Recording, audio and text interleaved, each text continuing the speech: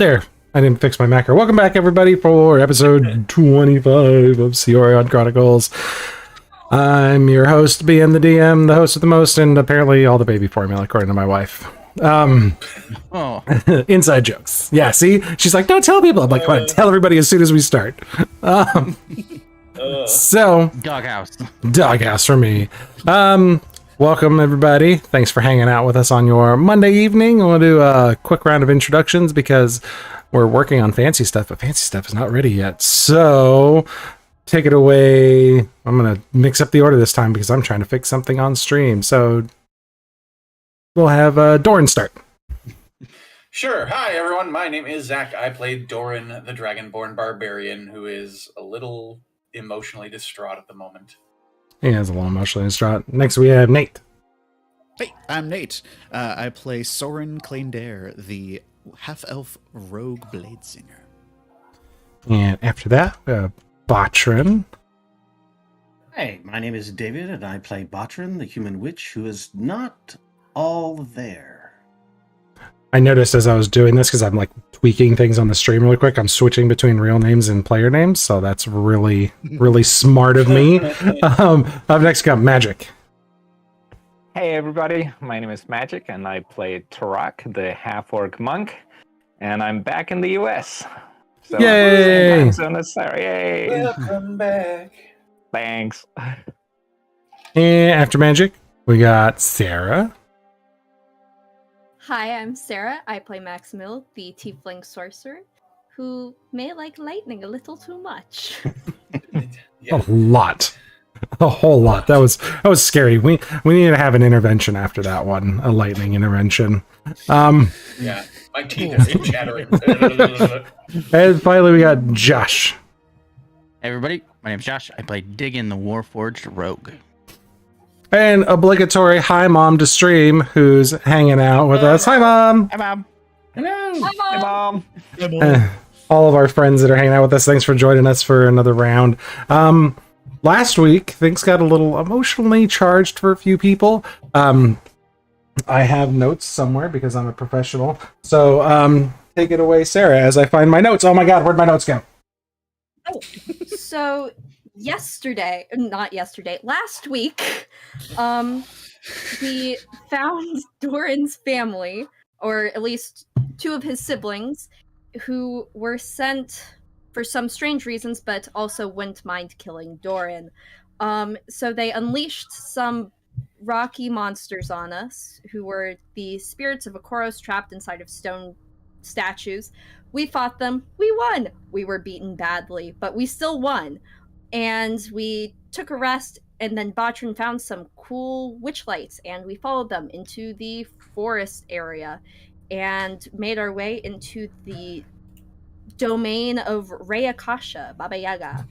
And we learned interesting facts. We learned how to cast the Leyline Collection spell, and we learned that the Stella Tenuum are after that spell, and we learned that the Fangs of Kirmi are already at Hushmanet, so we were transported over to Hushmanet,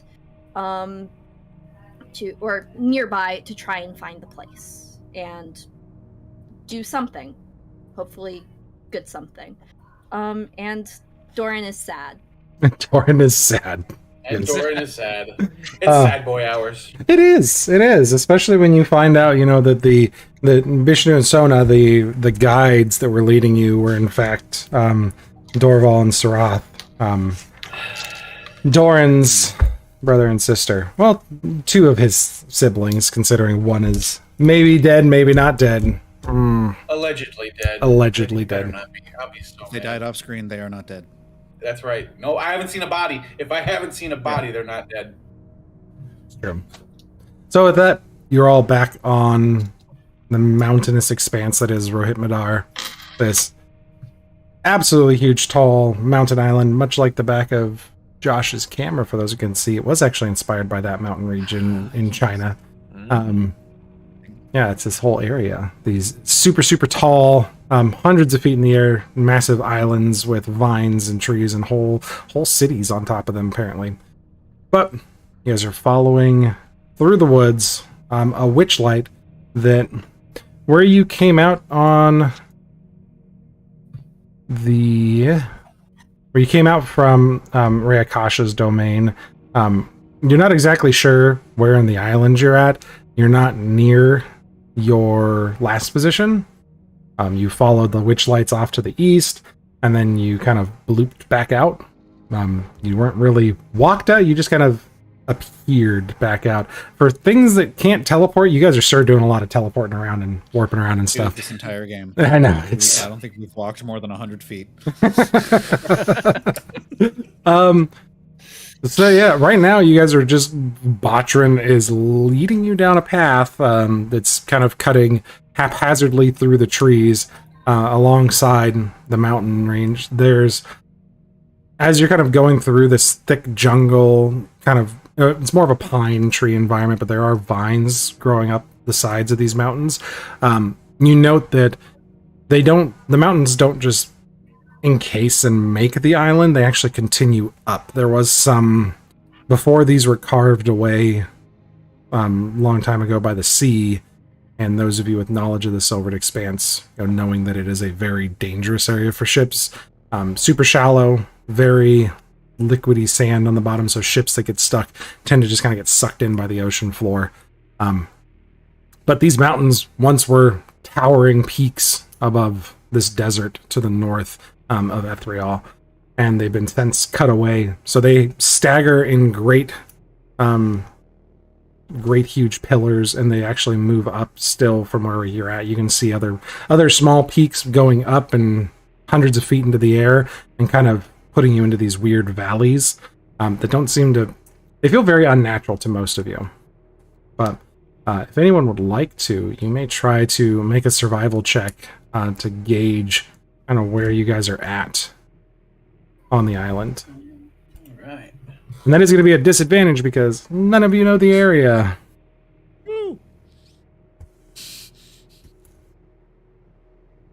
Disadvantage. Could I check the map to see if there's anything Hmm. like about the island on the map? Clever girl. Yes, you can. You said these rolls were at disadvantage? Yes, survival checks are at disadvantage. Yeah, I got a 12 with my disadvantage. Okay. Nice. 12. Get it. 4 for Botrin. Yeah. So at a 12 with disadvantage, it's still super hard to say where you're at. You still think you're on the same island, range you that much. However, where exactly on the island, you're not sure at all. It all looks the same to me.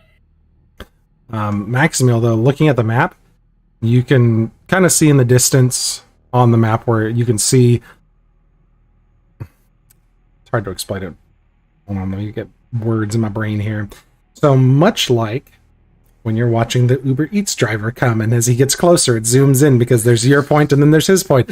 It's a lot like that because there's kind of where you know the map is at, which is up on that island there. And then there's far to the southwest, out in the Ethrial Desert, is the one ley line point you can see. So as you're staring at the map and kind of following along, trying to figure out exactly where you're at, another ley line point appears on the map. On Rahitmadar. Where? On the island you're at. And is that other ley line approximately around where we wound up after jumping out of the Kosoba? Kosoba. The other one, ooh, make a survival check. Oh boy. Because I you may were die for that. you were out in the desert and had no idea where you really were at when the city came by and picked you up. As Maximiel is finding her dice, as a reminder, you guys, the walking city, Rosita, came by and picked you guys up out of the desert. 11. Really hard to tell, but the map helps you a little bit, and the fact that you grew up there helps you a lot. So I would say the spot where the ley line is out in the Ethrial Desert is about 150 to 200 miles from where you got picked up. With an 11, you're not sure, but you know there are some oases out in the desert. There's a potential that it's near a cluster of those, but until you were closer and actually compared it to a known map of the Ethereal Desert, you have no idea. It's just not something you can figure out. However, make an Arcana check for me as you're kind of looking at this map and seeing it change in front of your eyes. Okay.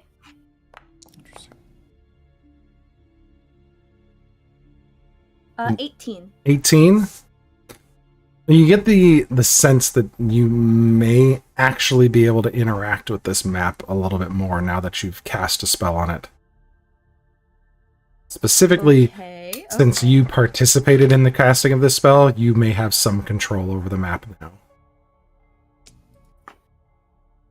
I take the map and I scroll and then try to zoom in. Gotta pinch to zoom. Yeah. Yeah, kind of works a little bit like that. You start playing with it and you kind of trace.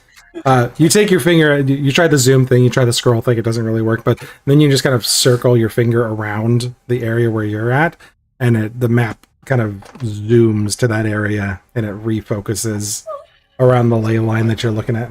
It's like a very old iPod. Yep. Circle motions. But you do manage to get this. You kind of change the orientation of what it's looking at, and you find yourself really close in on Rahit Madar, looking north of your position. You can see a tiny, tiny little bright spot on the map. It's very slowly moving as you're just kind of walking along, and you instinctively just gotta stop and stare for a minute. The dot stops moving, and then you walk a little bit further with it, and the dot keeps moving. So as you start, Y'all, check this out. Check this out. What? Look. See, we're standing still, and the dot's still. I Right. take a couple steps forward, and it moved. the dot kind of bounces just very little bit. Wait, Soren, make a perception check. Oh, God. Good at those. Yeah. Oh, wait. Oh, that's right. We have to do that new thing. Normal. Bad. 12. The dot bounces a little bit, but you're pretty sure that it moved. It didn't just bounce around and flicker or anything like that. All right. Hold on. I'm curious. Let's try something. Is there somewhere where I can toss the map a little bit? Sure. Okay. Well, you could throw it to the ground or the bushes nearby. Yeah, try something. Sure. Actually, careful, wait, then I please. won't be able to tell. You stay here, and I'll just move where I would have tossed it about 4 or 5 feet away, and just keeping an eye on it as I walk away and see if it tracks her or if it's tracking itself. So You throw your phone in the swamp for a second. See on it. What's that? Let me throw your phone in the swamp for a little bit. See what happens. Yeah, waterproofing. Can you hear me now? Botrin, during this exchange, are you still following the witch light away? I am. Oh, that's right. Oh my God, never mind. We don't have time for this. You're watching it, Soren, as you walk away, holding it, looking, and you see the light break into 3 distinct motes of energy on this map, and you see where Botrin is moving slightly north, and you see where Maximiel must be standing still, and you slightly off to the one side. This might be the most important thing we've ever acquired. Hold on to it. I trust you. Here you go. Okay. If we get Oh, split boy. up, it will help us find each other, I think.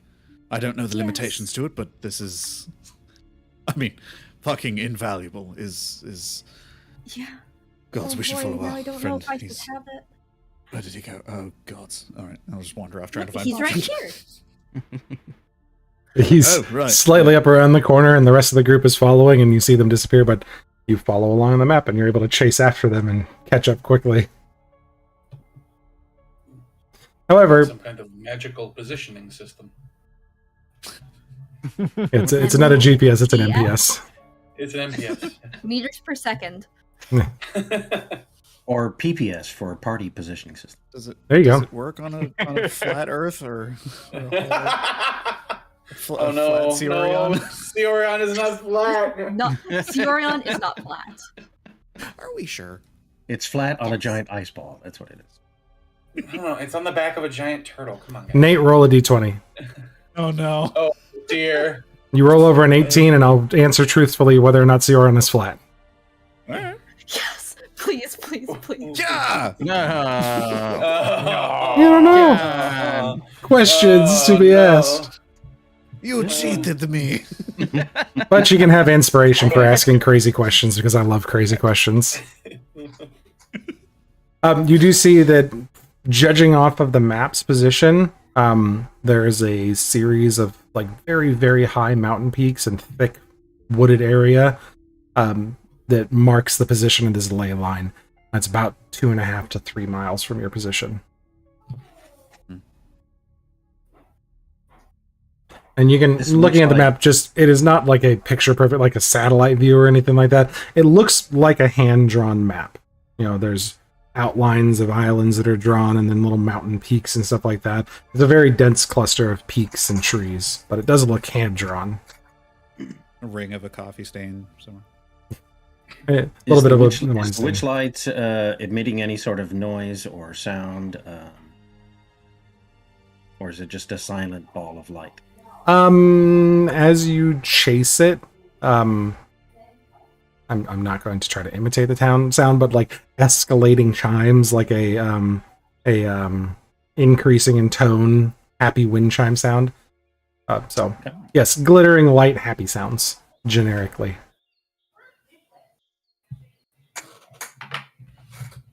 It seems to be appreciative of the things that you're doing, as in chasing it and making sure that you're following along.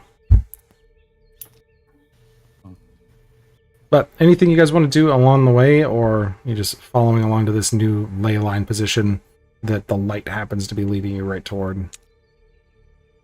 Diggins got his bow out, constantly surveilling to see if we're gonna get ambushed. Sure. Make an He's investigation pure check. sentry. Investigation. Oh. Nat 20, 25. Quick, ask if Cyorion's flat. It's Cyorion flat. Oh wait, that doesn't work for me because I actually know. Oh. Savage. He's so mean to you guys. Ouch. Didn't I just give you guys a picture of a planet? Like a side shot of a planet? Yeah. I was like, look. We couldn't see the curvature of it. Yeah.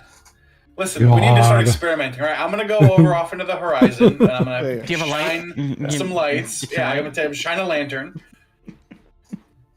The sky falls onto you all and you die. The entire sky just squishes you guys. That's fair. That is totally All right. I'm immune Campaign to 2, sky let's go. damage.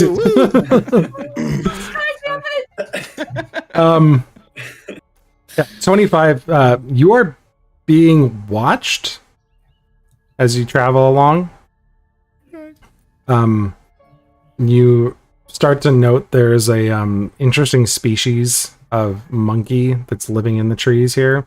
Kind of chimpanzee size. They're up in the higher parts of the mountains and the thick portions of the trees, trying to stay up out of sight. They're kind of cautiously following you. And as you get into the thicker parts of the trees, occasionally you very faintly hear heavy wing beats as something whooshes past overhead, but you never spot it.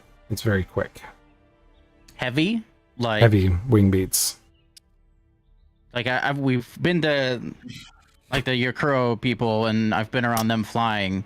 It didn't So sound not them, like them. not them, and not as deep and heavy as the wing beats you heard when Bryndoinum and Okay, the dragon. yeah. It's smaller than that, but it's bigger than them.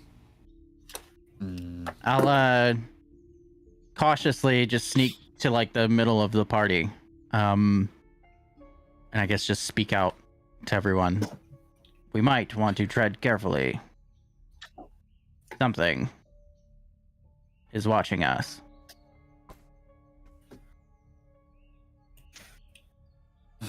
All right. Tarak is going to put on the Eyes of the Eagle. Where did you see something? It wasn't something I saw. Just heard. What was it? Unknown. But probably something that can fly. You can attempt to make a perception check at disadvantage for sight. So with the Eyes of the Eagle, it's just a normal perception check. Okay.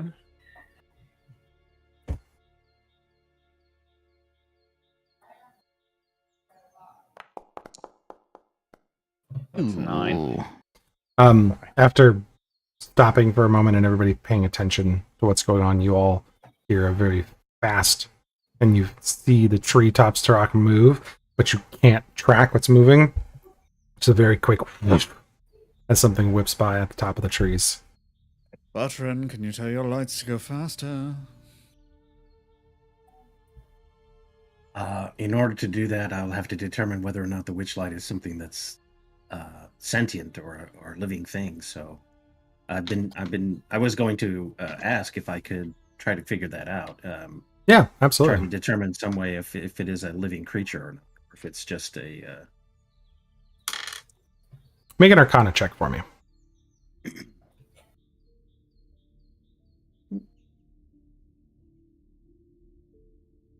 You have some built-in advantages that I'm putting on the back end because you have experience with these things. Roll advantage or just normal? Just normal.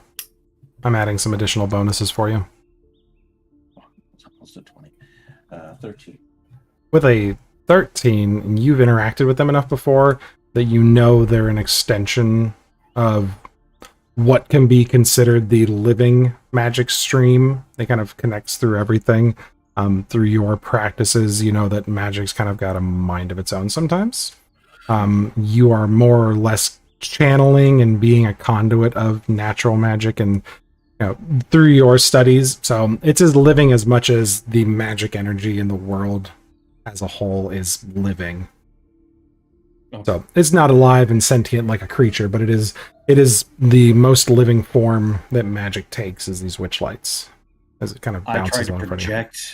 I try to project toward it a sense of urgency or haste, so that we could try to get through this area as safely and as quickly as possible. Then, okay, the witch light it glints slightly and goes "Seep," and just takes off. And now there is a bright beam that is quickly fading that you all have to move at a full run to keep up with. I sprint after it. Excellent. Well, Yeah. taking off after it. Shit. Okay. All right, so now you're traveling with less perception around you as you are all sprinting off into the distance, making your way towards these mountains. Those of you that are... Soren, do you still have the map, or did you give it back to Maximiel? Oh, I gave it back to her a while ago. Maximiel, as you're running, if you try to glance down at it, you can see you're going in the same general direction, but you're hard to hold it up and look at it. You can catch a branch in the face if you're trying to look at it too hard. Didn't last time that happened, you got spider webs in your face? Yeah. It's too quick for you. I- You get branched in the face and you hear a southern accented laugh in the back of your head again. I'll do a rude hand gesture behind me. The rest of you see Maximiel making terrible, terrible gestures behind you. Eventually, you round into a very thick section of trees as you curve around like the bottom of a cliff where there's some rubble. You have to step kind of gingerly as you make it over, and you get into this very thick section of trees, and you lose the light in front of you. And you find yourselves working your way through some very dense trees to a point where the ground is shaded. It is noticeably cooler. You have dim vision out to about 80 feet. Those with dark vision can see quite a bit further just because it's low light, but the canopy gets so very thick that it's harder to see through here. And I'm going to send Spackle up to see if he can get up and beyond, up above the canopy. okay. Spackle kind of responds to you and takes off up above the canopy. You just sending him up there alone? Or are you looking through his eyes with the familiar spell? What are you doing? Yeah. I'm gonna try to look. Depending on how far he can get before he gets out of range, to see if we can. I'm trying to find the light. Yeah. So it's about 120 feet of trees as you're making your way up. The mountains are also coming in very close here. These sheer cliffs of steep rock are coming in very close, and the trees and vines are growing out of them. So not only do you have the tree canopy from the trees on the forest floor, but you've got trees growing out of the sides of the mountains, creating additional canopy above it. They're all fighting to get to the same light.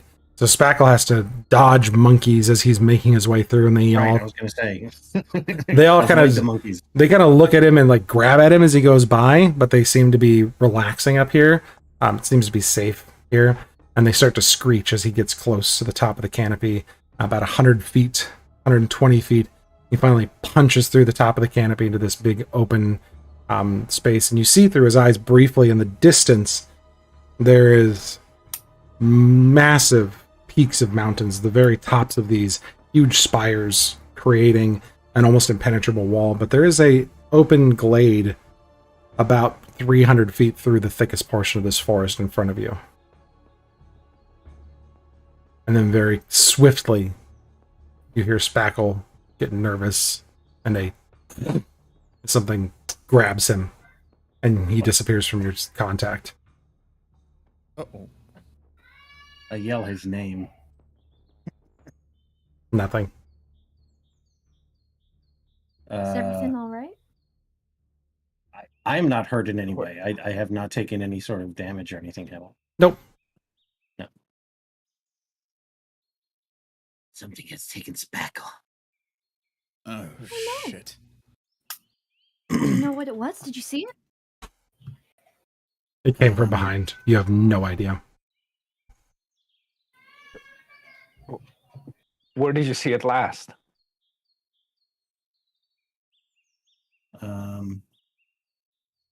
I tried to use the silent image spell to create an approximation of the last thing that Spackle saw before he vanished, so that the party can see what he saw. Cool. Make a very quick perception check. Are we also stopping and not continuing running? Very good question. Probably, right? Yeah, probably, because I Oof. Spackle's no. Yeah. The only thing you can recollect to create a silent image out of is a large clawed but grabbing you out of the air. You can't tell if it's feathered or scaled or anything. You just saw very large talons grasping you out of the air. Which direction did it go? It did come at you Where was from Spackle at? behind, going toward the glade. I was asking Batman where Spackle was, so Truck can try to look through it, look in that area. He was directly above us, just straight up directly above us. Truck is going to try the eyes of the eagle and look at where Patron's pointing at. It is so thick through the top of this canopy, you can barely find sunlight. The pine and the branches cover each other in layers so heavily that you find yourself just searching endlessly through this field of dense green, trying to find a tiny bit of sky. And it's impossible for you to. Okay. How much longer of this do we have to go through? Maximil, you have the map. How far have we traveled compared to how far do we have to go? It looks like we have about 300 more feet until we get to a glade. Wow. Because that's exactly what DM said, I It, think. it is. Good job. Okay. You should press forward then. Yes. Unless you wanted... I don't know if this is a good idea, but you know the thing I did to Diggin?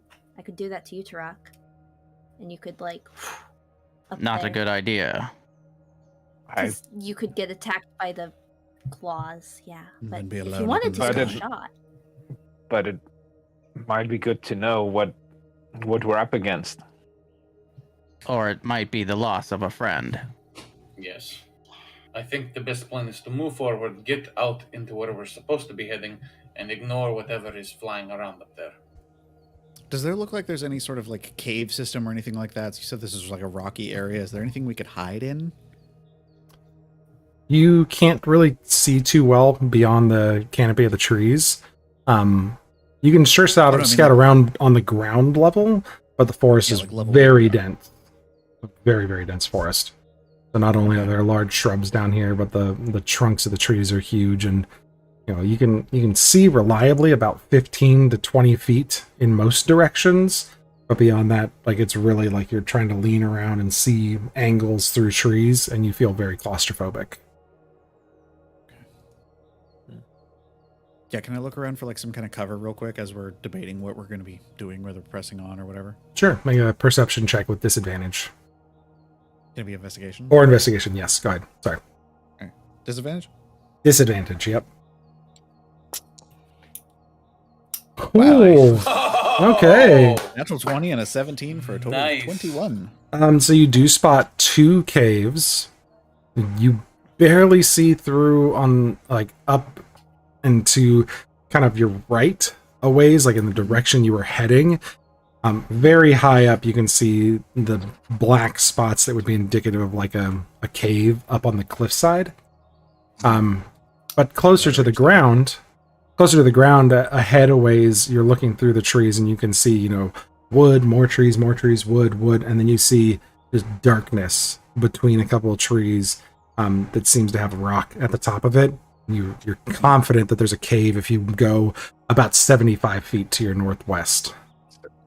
So, and the you said the trees are about 120 feet tall, or is that the end of the canopy, or Yeah, is it? Spackle went up about 125 feet, about 120, 125 feet, and it's the pine trees down here are anywhere between 80 and 100 feet tall, but they're also growing out of the cliffs and like bending upward along the mountains. All right.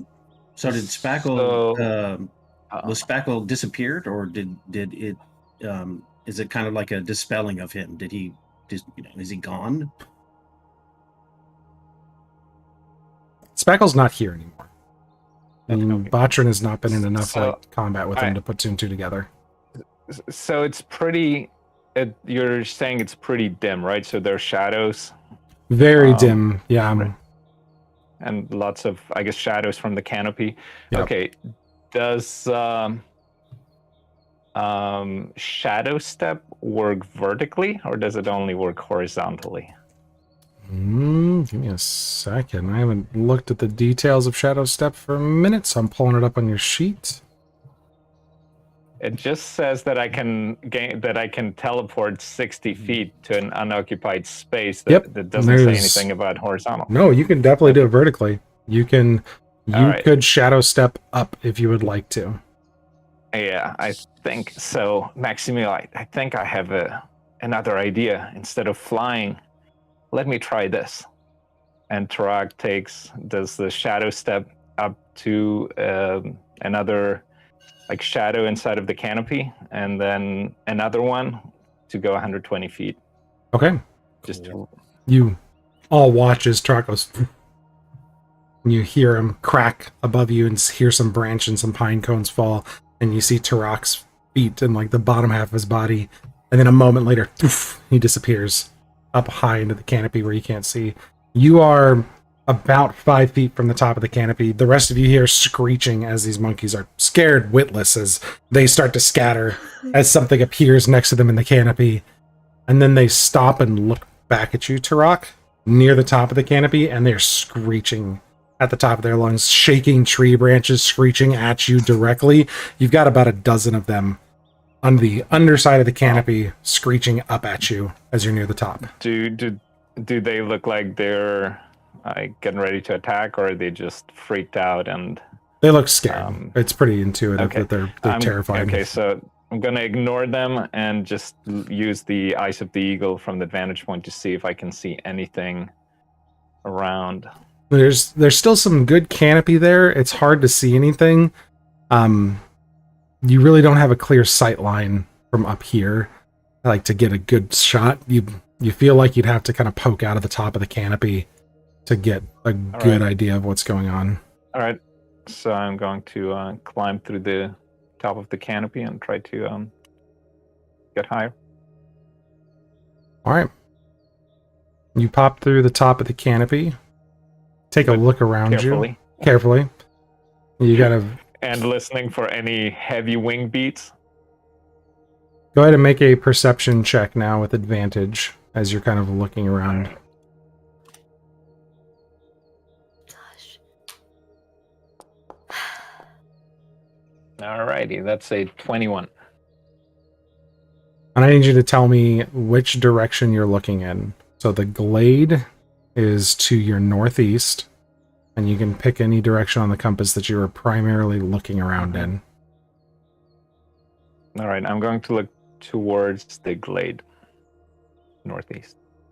Okay. So you look out towards the glade, and you can see on the cliffs, you can see very clearly where the cave had dipped below the tree line that Soren had spotted.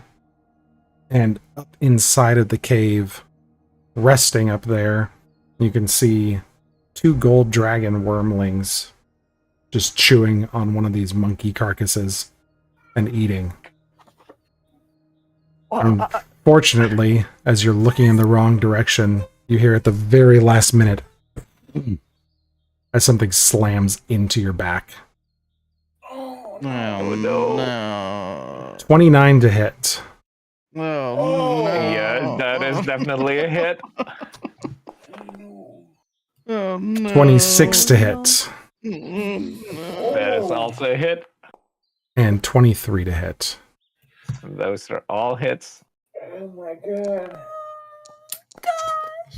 You got backup characters, right? I hope he does. Yes, I do. This massive, thousands of pounds just slams into you at full speed. You hear the tops of the trees crack.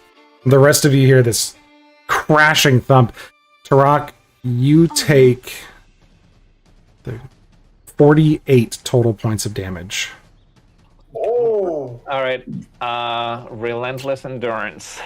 Oh, thank God. I forgot he's a half-orc. Oh, God. If anybody could survive this, the claws of a young gold dragon sink into your back, and a huge maw chomps into your shoulder. I need you to make an athletics check or an acrobatics check to attempt to get out of this thing's grasp as it's hunting actively right now, and it's trying to take you 2 feet on. Acrobatics. Do we see I'll do an this? athletics. Yeah. None of you see anything. Normal. What we heard. Do we hear Normal. anything? Disadvantage or advantage? Just a normal straight check. Yes, straight check. It's the prize that you put up that much Big money, resistance big and you money, didn't big die money. immediately. God damn it. 13. So it's trying to grab you quickly from the tops of the trees, and it only got a 6 on its attempt to grab you. Oh. All right, so You duck under the branches, and the rest of you hear this massive and as these wings right. take off. Diggins going up the trees. well, Tarak is going to shadow step back down and then jump. Oh well, no, not jump because I don't want to take any damage. So just shadow step all the way down. All right. So, And we Diggins go to the starts ground. climbing up. I'm ba- Okay, clarification, Like, really quick. yeah. The rest of you heard, Tarak, did you scream when you got attacked? Yeah. Oh yeah. Yeah, Tarak you heard scream. Tarak scream, a massive crash, and wing beats, and then So- within 3 seconds, poof, poof, Tarak is back in front of you guys. So Tarak's on the ground. He's got 1 HP, so he's like barely moving. He's like, help! Oh. One out. horrible. God. Heals. Didn't we tell them not to Oh, go God. up there? Shit. Not Okay. now. Cave, No. cave. Heals. Heals. Go, no, not the cave. Not Not the cave. Why? gold dragons, wormlings. You think It's they live down attacked by here? Gold dragon. Yes, Fuck. they're in the glade northeast of us. Oh, The- God. Thing flying around is a So- young gold dragon. Just to clarify, Tarak, there was the glade, and the caves were beyond the glade, about another 100 feet or so. So, Oh, okay. All right. So yeah. All right. So beyond the glade and the caves, 2 wormlings, gold. And And then there was the other cave that I saw that was like in the trees as well, right? Yep, this was low down underneath the canopy, kind of along the wall where you're at now. Okay, I want to send Astrid to like fly in there and just really quick scout, try and get to the end of whatever cave system it is, see if there's any sign of life. It is Try a to cast Spare the Dying on Tarak. okay How many HPs? 7 or 11 Thank total. you. So spare the dying, like the bleeding immediately stops, and then Maximil comes in with the wand and heals as well. You kind of look into the cave. It's a very shallow cave. It's really just kind of a rock overhang. That's about 25 to 30 feet deep, not just a quick glance around. Really, there's nothing in there right now. There's some debris, some forest, like foliage and stuff, but there's nothing living in the cave. Do I get the sense that it could give us cover? Yes, very much so. All right, there's shelter over there. Do we stay here or do we keep pressing on? Because he looks like shit, I'm going to be honest. We should head How for far shelter, are make we sure until- Tarak is safe, and then Shelter. make our way. All right. Cave, that way. Come on. How I'll just... Okay. All right, I'm How long gonna. until sunrise? I'll pick up Tarak and kind of fireman carry him. Nose goes. How long until- Panic situation. Nose goes. For what? The people were just getting freaky and talking over each other, so we're gonna nose goes it. All right, so Doran's carrying Tarak. There was a question for how long until Sunrise. was it nighttime when you guys came out? I was going to 'Cause- say, I don't Nope. remember it being... Nope, it was. Just in shade. You were in shade. Like it's Right. daytime still. Like you guys had traveled till almost evening time, went into Baba Yaga, then to Rayakesh's domain, and you guys came back out. You guys came back out. And it was daytime. It was daytime. Okay, so that means that the charges on the wand reset, which means I need to re-roll that. Yep. Yeah. Oh, thank God. You have more charges for that, but you guys can follow Thorin through the underbrush and the thick portions of the trees, and eventually you get into the cave, and you hear monkeys screeching in the trees behind you.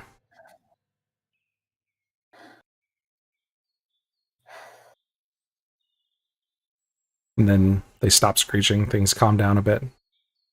And you hear the birds kind of returning, and life goes back to normal as you all sit and catch your breath in the cave. And I take Tarak and I lay him gently down. Oh, easy. It's okay.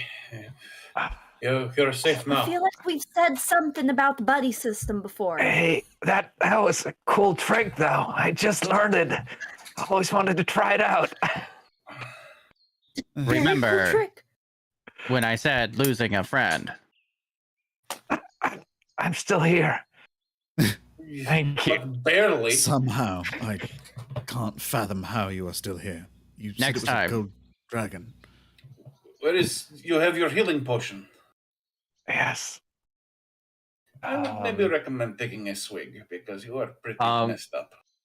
So, Maximil, you said you're gonna re-roll on the charges, or was that not yeah, for that?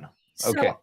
So yeah, you have your 11 HP, but that just means that I have 5 more charges Okay. left today. All rather right, than so- only 1, which would not be good. Nice. Okay, so Tarak's going to take a healing potion Okay. in addition to that. How large is the cave opening? You get a look around it for a moment. The cave opening itself it's very low. It's only about 5 feet tall and about 12 to 15 feet wide. And then the depth that goes back an additional 20 feet or so. It's just a very low open area. So it seems a little bit more like an overhang. Nothing's really been carved out of here. There's no signs of like bones or anything like that something No. might have been left behind. Okay. You find bits and pieces of like maybe some animal got captured in here and eaten by another smaller animal, but nothing scary like a bear is living here or anything like that. No like big depressions in the dirt. Correct. Nothing like that. Okay, cool. Just me. That's impression. Wow, that was clever. That was good. That was good. That was good. Yep. So, Tarak, you take your potion, you get your full health back. That is your one potion for the day. Any further potion uses, you do get to make con saves for. Oh, okay. Hmm. I don't want to do that again. But I No. don't think you should. It's but not smart. Gold Dragon. Why did it attack you? That doesn't even make sense. I thought they were supposed to be Maybe. peacekeepers. Don't know. Maybe it thinks we are a threat to the young, the 2 wormlings I saw. But wasn't the dragon you saw also young? It was. It was not a full grown. I do not Make think a- I would be talking to you if it was a full grown. Make a survival check really fast. Just to see if you can determine dragon age. Dragon age? Mhm. That is a 17 total.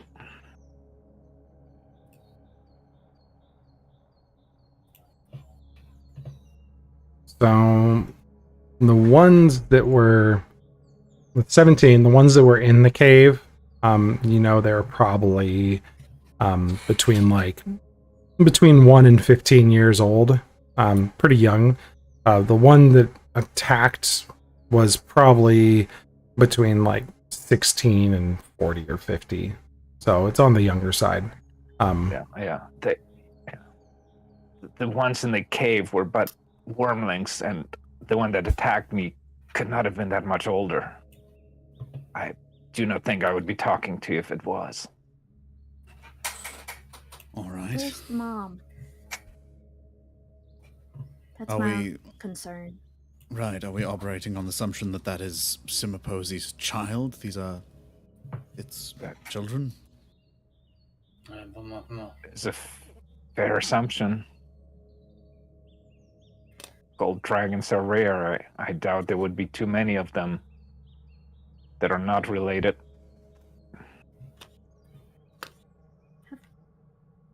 Do those ancient dragons have? Didn't they have different ways to create children than So those two? you guys had done some research on them, man, back with the Amathea, wasn't it? Way early on. Yeah, with Um, the tapestries A and bit stuff. with the Amathea, and then again, in I Reseda. think Right? yes. So you know that there were the aspects that could create Mhm. more dragons, just they could make them. There's no real detail on how they could. But every dragon after the aspects, they bred like normal creatures. Okay. And I'm rethinking all my future stuff after Tarak does that. That was exciting for me. Simiposi also is a gold dragon, or an older dragon burnt down the village. Is that a that's question? what's Sorry. the- Okay, just make sure. No, that was a statement. And then that's when the gold offerings started, because they burnt down the village. So we do know that. But we do know it's a gold dragon as well, right? Yes. Yes, Simiposi. Yeah. Right. Or Okay. there's an older than your young dragon that just attacked you. There might be an older, different dragon that's not Simiposi, because now we're dealing with a family of gold dragons. So mom, dad, maybe. Oh boy. Not to be selfish, but how long do I have to wait till I can resummon Spackle, or So is he gone find forever? he's not gone forever. No, find familiar. You, yeah, that would be horrible. Spackle can be resummoned though as either a ritual, or actually, give me really quick. Just let me reference Valda's because you are a witch. Right. I didn't know if I needed to wait 24 hours since he was desummoned or destroyed or whatever. Yeah, if you're actually casting Find Familiar, it's a little bit different. a little 'Cause you can different for cast that witches however too. much you want, but you have to have the resources Oh to no, cast it, because essentially you No. can change your familiar. nope, you But don't. You're different. Not for a witch. Witches are Exactly. special. That's what I'm saying.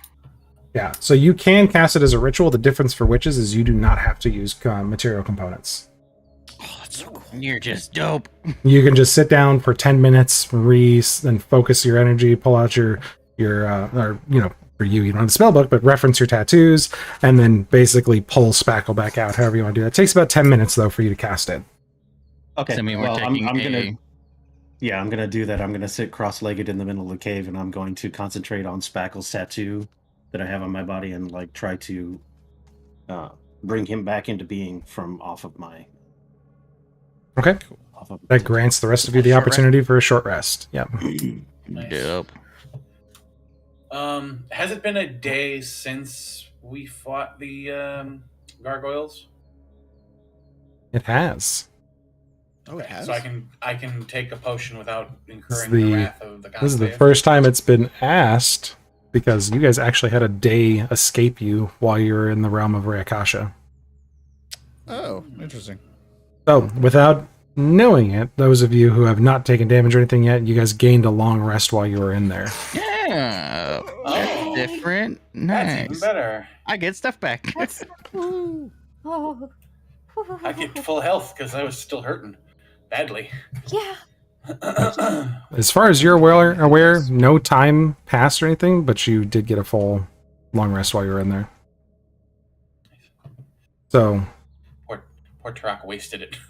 Tarak, while you're on the short rest, you do have all your hit dice if you need to take a short rest and get some more hit dice back, or some hit points back. Yeah, there you go.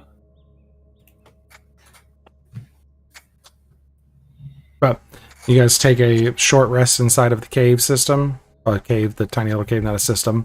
And you hear what sounds like the dragon striking once more. You hear monkeys chittering at each other.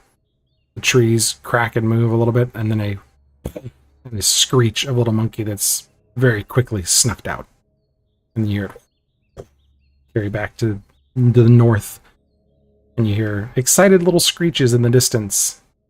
And then snapping of bones. Hormones gotta eat. Tarak, do you have any kind of thing that could make me more stealthy? Or He's got perhaps his sort of one of our veil. I also magic Yes. friends? I have a spell that might help. Yes. Yeah. Well, and I also can cast the a shroud around us that Right. you right. could use, but I would have to think we travel with you. I think we should save the shroud for when we need to move, just in case my plan doesn't work. But Soren, you say you have something you think that could help me? Well, it depends. Are you thinking of going off alone? I just want to exit the cave. I want to ask Not alone. the dragon I'll- why it is attacking us. I'll go with you. I'll cast Enhance Ability, Cat's Grace, on him, Could and then I'll just do regular stealth roll for myself as we quietly. I'm assuming. Yeah. could I we're also going- come exit. along? Yeah, Diggins not allowing anybody to go without him, so he's definitely following regardless. Okay. So Suddenly Tarak and everybody's Botrin are hanging out having a short rest, and the rest of you are bouncing out. Is that what I'm catching, or is this after the short rest? Yeah. Oh, after. Yeah, that's it. After the short rest, we may as well all go.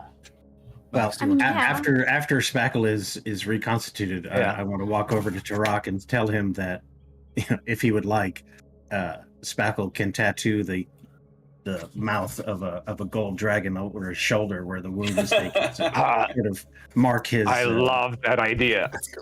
survival. So we'll Thank be able to you. do that. The next time we have like a long rest or whatever, Spackle can just I love it. Tarak lights up at the idea, and he says, "Yes, this is something I will not forget anyway." But it's important to mark our journey. Yeah. So, Nate, refresh my memory. Cat's Grace, does that add a bonus to my stealth, or do I get to roll an It is- advantage? What does that It work? is advantage. Advantage on all okay. dexterity checks for the next hour, as long as I maintain concentration. Okay. Okay. Then I will roll stealth with advantage to Yeah. exit the cave, hopefully stealthily. After the short rest, Spackle, takes about another 5 or about Yeah. you guys rest for an additional 5 minutes after Spackle comes back up, but eventually Botrin, you're able to reconstitute Spackle who gets very angry and then sticks you with the needle once. Deserve it. Deserve it. Not a great stealth roll with a 13. Ben, can I roll my inspiration on that stealth check? You certainly can. I was like, when did I give you inspiration? Yes, I did give you inspiration. That's right. We're asking if there's a flat Cyorion. All right, I'm gonna roll again. But the short rest, being over the rest of you, if you want to sneak out, let's get a group stealth check from everybody. So as a crew, you guys do a stealth check. So we still should keep the pass without trace in the back pocket in case we need it, right? Probably. Or should we? Oh, yeah, let's do that. Okay, so we'll just do regular stealth checks. I mean, so far it's pretty decent. I'm the lowest roll with a 13. 15. Oof. Well, I was the lowest roll. Thanks. Well, Tarak is still kind of beat up, so he stumbles a little bit. You can't stealth when you're walking like, ooh, ah. Oh, my hip. Oh, my spine. But I just want to kind of get out into an open area where I can shout in Draconic, why are you hunting us? We mean no harm to you. Sure. You can get near the clearing, if you would like, the glade, as it were. That's the most open area. Sure. Not too terribly far from the cave in case we need to run back into the cave, but like... It's about 300 feet from the cave to the glade. Yeah. Okay, so let's split the distance. Let's go about 150 feet closer to the glade. And I just want to shout in Draconic, we mean you no harm. Why are you hunting us? Quit being a dick. Nothing. While he is doing it, Tarak is going to use the Eyes of the Eagle to look at the cave, see if you can spot any movement or anything. Okay. First, Tarak, as you're closer to the glade now, you can see the witch light sparkling in the distance beyond the glade in the clearing, where the mountain from that cave kind of comes down at the other side, about another 100 feet past the glade. Yeah. So the light is kind of just hanging out there. You shout into the air, and Tarak, you watch the cave entrance, and you hear nothing in response. And Tarak, you see no movement at the entrance to the cave. Diggin has 3 arrows out, and the bow is fully knocked. And it's like as stiff and sturdy as I can go, just waiting. Tarak, do you relay that you can see the witch light and all that? Yeah, I was just waiting. Yeah, so I still see the witch light. It's just beyond the glade, about 100 feet or so. Make a perception check for me, Tarak. With advantage, because you have the Eyes of the Eagle.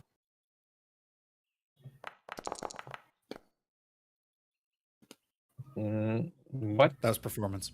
That's fine. Oh, we'll take the roll. Yeah. But, So 14 plus. For perception, it's +4, so it's an 18. That's what I was waiting for. Yeah. I was like, "Where's my bonus?" So it's 18. So then 18.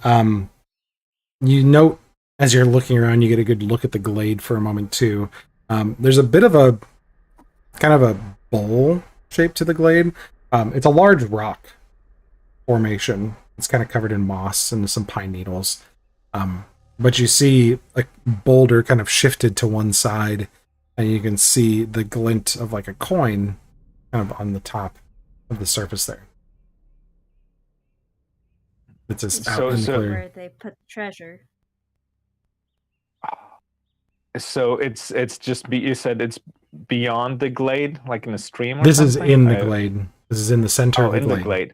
I got you. There seems to be a gold coin in the center of the glade, and somewhere in. Is it you said in a stream? Nope. Center of this kind of this divot in the rocks. Like a divot. Yeah. Perhaps this is what the dragons are guarding, or at least the coins. yes, Could something be glinting. could be bait. It could be a trap.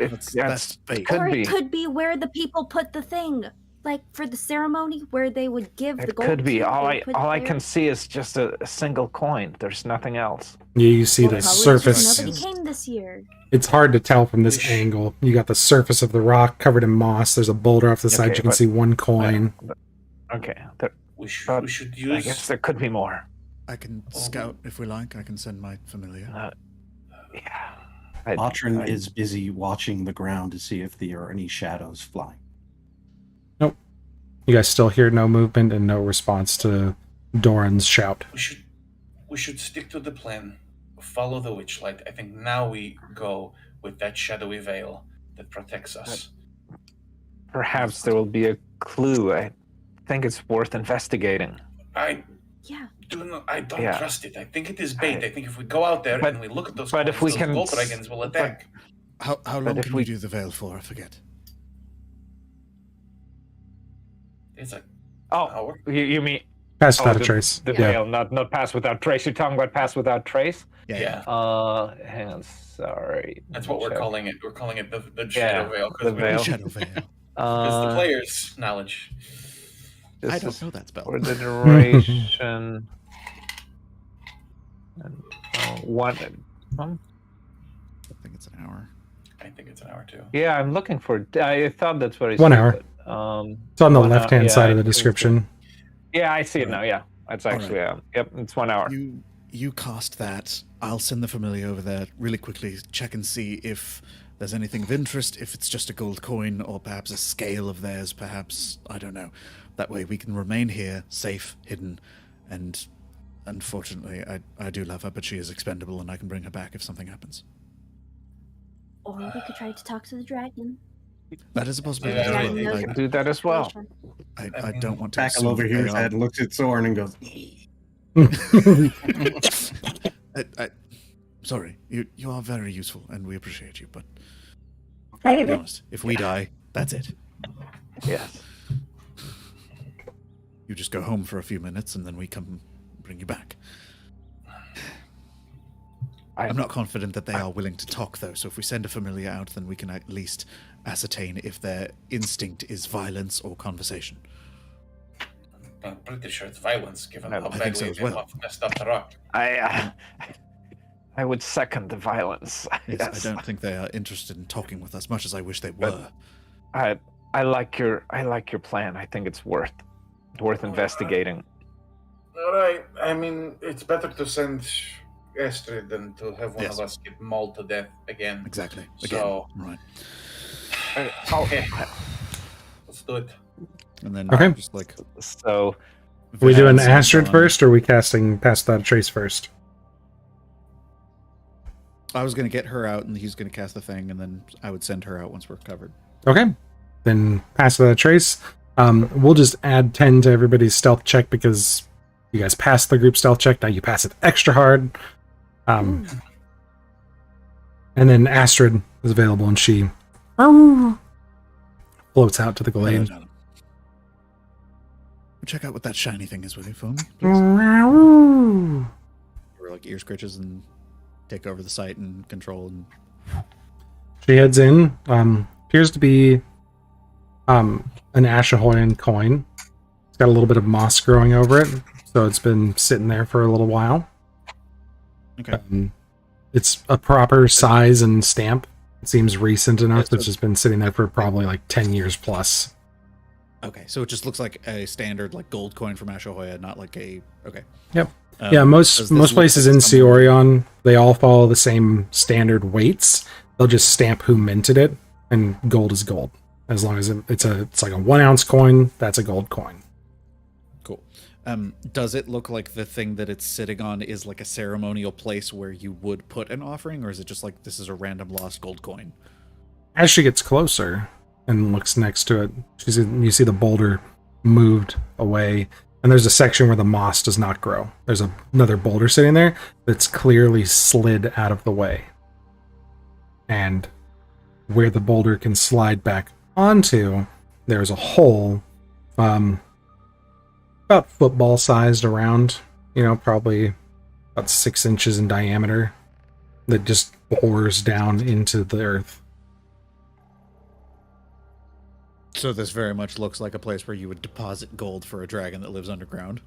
Possibly. You could Interesting. definitely Okay. surmise that. Just pop back out. There's a hole in the rock. And then pop her back. That's just a gold coin, a single gold coin from Ashahoya. If that's of any import, I don't know. Well, I mean, it's from Ashahoya, It so might be it's some not- sort of table for offerings or something like that, but there's a hole on one of the boulders that goes just down. I have no idea how far. Is the hole big enough for you to send your familiar? Is it big enough? She could squeeze. Possibly. Be tight, but possibly. Do we want to try that? That's risky. I know, it seems unnecessarily so. We are following the witch light still. Yeah, I focus think on that for now. is It's still over the best across course the of other side of the action. glade, just kind of glittering and dancing. Right, clock's ticking. We got stealth, let's use it. Yes, and let's try to stay out. Did of you the see open. anything else? Did your familiar see anything else that could be Really? helpful to us? Large boulders, one of them slid into the other. Big hole that goes straight down. Lid. Gold Like- coin. Kind of it. Is this a like we have to cross the opening to get to the other side? We can't go around in like a You could very Wood much go line. around if you wanted to. Yeah, it's not a problem. Do that. I think that's the plan. stay in the woods. Don't 'Cause, go out in the if we cut open. straight through the open area, it doesn't matter how much stealth we have. Hey, undercover. Yeah, you guys could definitely go through the woods. So, you all circumvent the glade, sneak your way through the woods, make your way around the perimeter through the thick trees and the underbrush. Do your best to stealth as much as you can. Occasionally, you hit a twig and everybody freezes for a moment and listens. But you hear no wing beats, no screeches of monkeys. As you're all messing about the glade, though, things kind of got a little bit quiet. Let me see. 1, 2, 3, 4, 5, 6. That's just for me. Sora, make a dexterity save.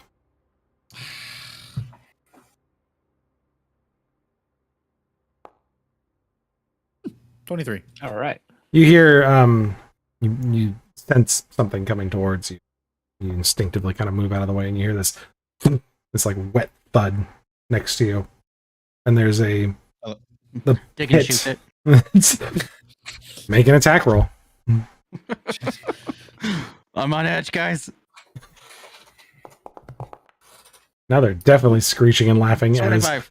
this fruit pit, like the pit of a peach, digging, just shoots it, and there's a couple monkeys above, kind of screeching and hooping at you. Came Clearly up with them. entertained by the fact that you just about got smacked by something. Can I tell which one threw it? It's hard to tell. There's probably a half dozen of them. I'm gonna pick one of them and just cast Mind Sliver at it. Wait, are they? How close are they? Are they within 60 feet? Yeah, sure. They're within 6 feet. There's a few of them that picked up your scent and they're following you. All right, let's do a saving throw of its Look up intelligence. Oh, wow. You rolled an 18 with a -1. Oh, no, -2. Oh, so meets it, beats it. Yeah. Go, monkey. That monkey. Little fucker. And kind of Just keep it going. and just shakes the branch underneath it and laughs at you. I'll do it again, I swear. Don't let the monkey win, all right? You already Be the won. bigger Do person. not stoop to the monkey's level. Do you want me to kill it? Yeah. No. No. Okay. You did. Just pick up my arrow. You did not want to investigate gold coins, but you get stuck mind-slivering monkeys. I wanted to give you a headache. I thought it would be fun. We're trying to keep a low profile here, folks. It's very low profile. It's completely Yeah, I mean, we silent. could get answers from the gold dragon. Possibly. Don't think they're in Tell a us talking something. mood next to me. I tried and I got nothing back from them. They might just not be here. Yeah. They may not be here, or Well, they then may if not we have run just- into them again, I will ask again. But until then, Well, we should move. You're not the only one that can talk to dragons. yes. Well, let us hope they choose to say hello differently to you than they did to me. Yeah. You were in the treetop. The Usually last they're thing I monkeys. want is for them to kill Tarak again. That will not happen on Maybe my they just watch. thought you were- Almost kill. Yeah, they thought you were a very large monkey, perhaps some sort of Splitting payday hairs. for them. All right, let's press on. You guys make your way around the edge of the glade toward the witch light that is happily glinting near the surface of the mountain. Just this sheer rock face. And as you get closer, the witch light goes whoop and flies into the mountain face and disappears. Just like the actual rock wall. Just hits the rock and dissipates. You don't see little sparkles, it just whoop, vanishes. And we can all see the light? This witch light was visible by all of you. Just checking. You like Wall. touch the wall. Yeah. Yeah. I was going to walk forward and touch it with my palm. You got the wall, you walk forward, and your hand disappears beyond the edge of the wall. Ooh. Continue to walk through the wall. That is some dope magic shit. No, I considered going into the School of Illusion, but Okay. You guys That's what it seemed to be. You guys pass beyond the edge of this wall and into a very dark cavern. Those of you without vision, or light sources, or dark vision that is, can't see anything. So, what are we I'm doing about blind. that? can I pull out a hooded lantern? I have one of those. Absolutely, you can. I guess you have dancing lights. if Wait, you want. wait, stop. I see Maxim. Make it dim. They're just like glittering about me, like right now. Just. Do you want? I can make them go away. They're dim. Okay, make them just as dim as possible. I lower the dimmer. Can Diggin have one, please? I make one float right in front of Diggin. I mean, it's jittering about a lot, but it's there. Try and grab it. You can Yeah. try. Hand Sir. passes through it. Give me, please. Tarak's looking ahead with dark vision and Eyes of the Eagle. It is a winding cavern. It's about 5 feet wide, 8 feet wide in the best places, that winds deep into the mountain. Maximiel, need you to pick a color. Blue teal, blue yellow, green pink, purple green, red or yellow. Blue, yellow. It's definitely the most odd D&D question I've ever heard. Will all make sense Yeah. soon. I'm betting he's got pretty new effects for I dice. do. I practiced them on Sunday. Yeah. Okay. Yay! Oh, I The know. new map. You know, Josh. I figured it out. I put it together. I know what's happening here. Perhaps. Oh yeah, it's all coming together. Oh yeah. Oh yeah, it's all coming together. Oh yeah.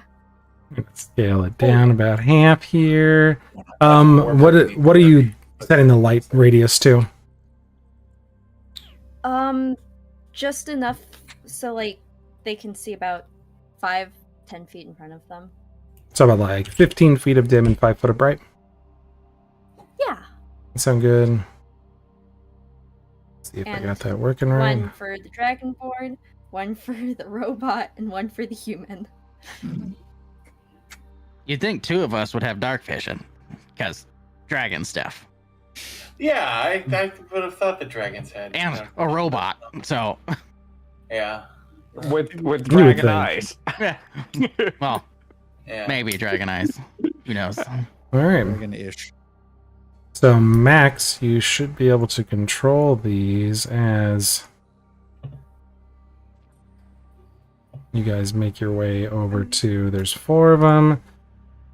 It's very bright right now as I'm moving them around as you guys make your way down into the first level of Hashmanet. Dungeon crawl. Yes. Dungeon crawl. Dungeon crawl. Dungeon crawl. It's Those are very super bright with bright. all these dancing lights in here. I'm blinded. Ow. Holy moly. Ah. I can't. No. Oh God! You said you turned the dimmer down. Yeah. Too bright. The dimmer I'm down. turning the dimmer down. The dimmer down. Doug dimmer down. Doug Dimmer Down, owner of the Dimmer Down. Dimmer down. Oh. Uh, Oh, those are so pretty. Ah! Let me see if I can change their light a little bit here. Let's bring the color intensity down. Let's give them a pulsing light. This one can just go in front of us. I'm gonna delete a few dancing lights really quick. Excuse me. Oh my God! I'm oh blind. dear. Now we'll have new dancing lights. Sorry, Tell you what, technical Max, difficulties. I'm just gonna give What's you a couple here to make it a little easier on you. There you go. Those are some pretty ones. That's better. Yay, they're so pretty. Thank you. You're welcome. Josh, you should have camera control right now. The stream sees black. Hold on. Like our tragically human friends Womp womp womp. that are watching. Yeah, poor human friends. You It's can't going see to anything. black, but let me. Nope, it's good now. I got it set. The audience does not have dark vision. The audience can see now. I got it set. There it is. Okay. So you've got the people bothering me, but you have a doorway directly in front of you, and Doran, you smell smoke. And that's where we're gonna take a quick break. Oh, Oh man. Give it and you take it away. I give it that I take it away. I set it up, it was cool, and now I'm taking it back.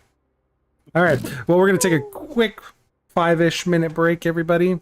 We'll be back very shortly to explore the ruins of Hashmanet. We'll see you guys soon. Sweet.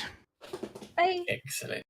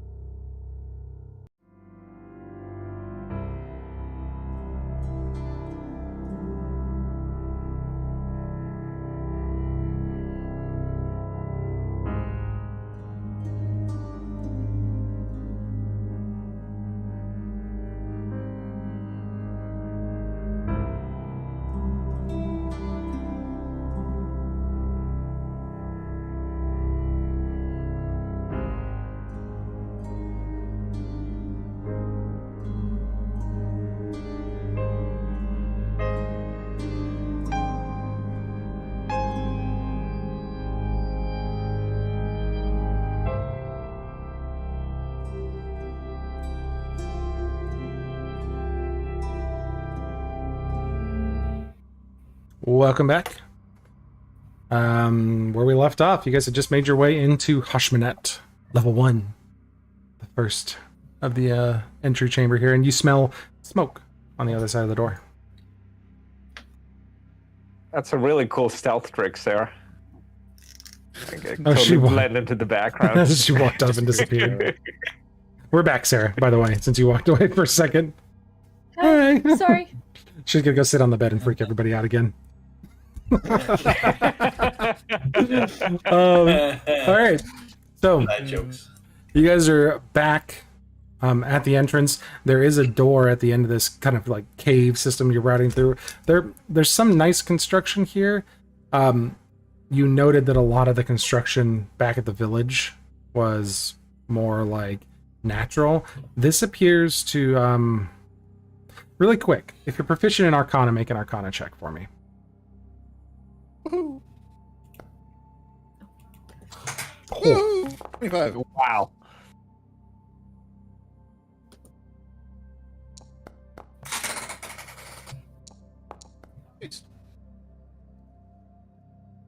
So wait, does that mean? Yeah, okay. I was gonna say, is it everybody but me? But no, I think. No, I'm also not Yeah, proficient. Doran, you're also ignorant in Arcana. Yep. that would have been very sad. I had magic put into me. I didn't study it. So let me double check here. I never asked for this. I never wanted this. I never asked for this life. Silly. Apologize, Max. I'm going to move your dancing lights one more time because they're messing with one of my things here. Why are you doing this, dancing lights? I hate you. They're like frustrating. They are being a little frustrating, but I think I've got it all set up now. Let's take a quick look. Perfect. Now it is set. Wow, Botrin and Soren, you both recognize what's happened in here.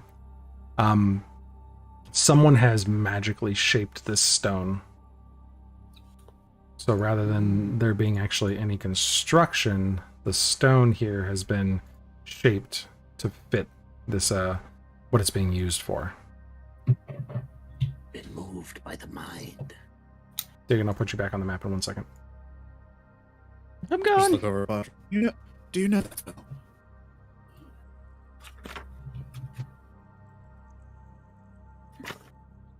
No. Is Nate's mic messing up for anyone else? Yep, you're a Is it little just me? robot-y, Nate. Oh. It's like a bandwidth issue, not your actual mic. Yep, bandwidth issue. Yeah.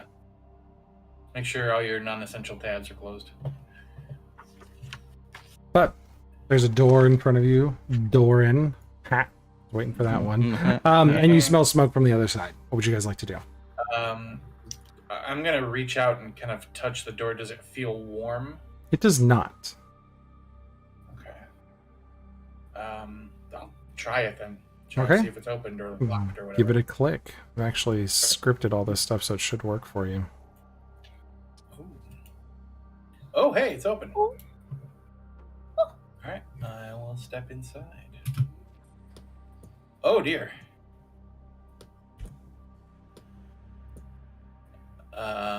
As I see the images before me, I just shout back, there's things on fire in here.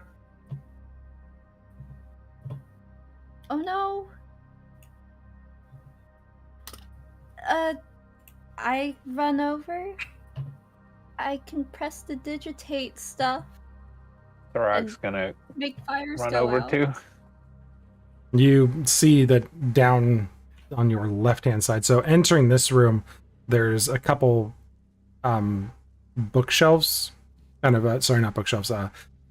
They're almost like armoires. They hold cloaks there against the wall with the rugs and some hooks along the wall, but there is a fire raging on the room to your left.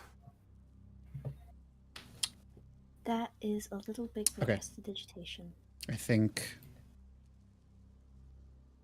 Soren, audio is better. Okay. Yep. Yes. Soren particularly, you see that, you know, as you look at that fire, there's a whole lot of books in that fire. Oh no. Shit. It's going to cause a lot of breathing problems in here. Can you use your magic to try to extinguish it? No, I don't have that spell. Bartram, I could possibly. Max. I could try. I'll do it. It's Small getting pieces hard at to once. breathe. Not easy. I try to magically. It works for like campfire, so I will try to, as fast as I can, thaumaturgy out every bit of fire that I can see, just as quickly as I can. It's either thaumaturgy or prestidigitation, and I have both of those. It's thaumaturgy. So prestidigitation allows you to snuff out a small campfire. Okay, so prestidigitation, I will snuff out as many small campfires of fire that I can. This takes you a bit of time as you're kind of working on it. Yeah, it's not something that you can just quickly snuff out. I'm working on it. And could you all come up with a better plan, please? Can I try and grab one of these rugs off of the ground and just try and like pat it on top of the books? Yeah, absolutely. The rugs are decorative. They're kind of stuck underneath the underneath these shelves that are holding these robes, and Pull them out. they have robes and walking staffs or walking sticks in them. All right. Okay. But you can with somebody else's help kind of lift up the bookshelf and move it out of the way. I'll help. Okay, so Okay. So, yeah, and pull that then out. there are just two kinda of them, try right? So come on, let's get the other one. So Diggin and Tarak are going to get the other rug. Okay. The rug? And yeah, that's what you said, right there under the bookshelf. And then we're just going Yep. to try to kind of snuff it out. Diggins watching these hallways.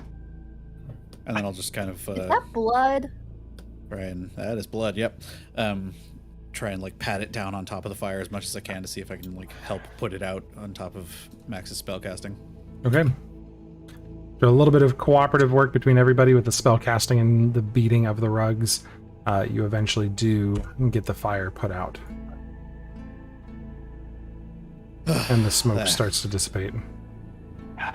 That's better. That's much better. Right. We've got a room. We've got burnt books. Is that We've blood? got blood.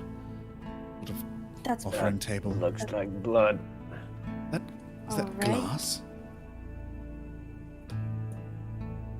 Let's Alright. investigate.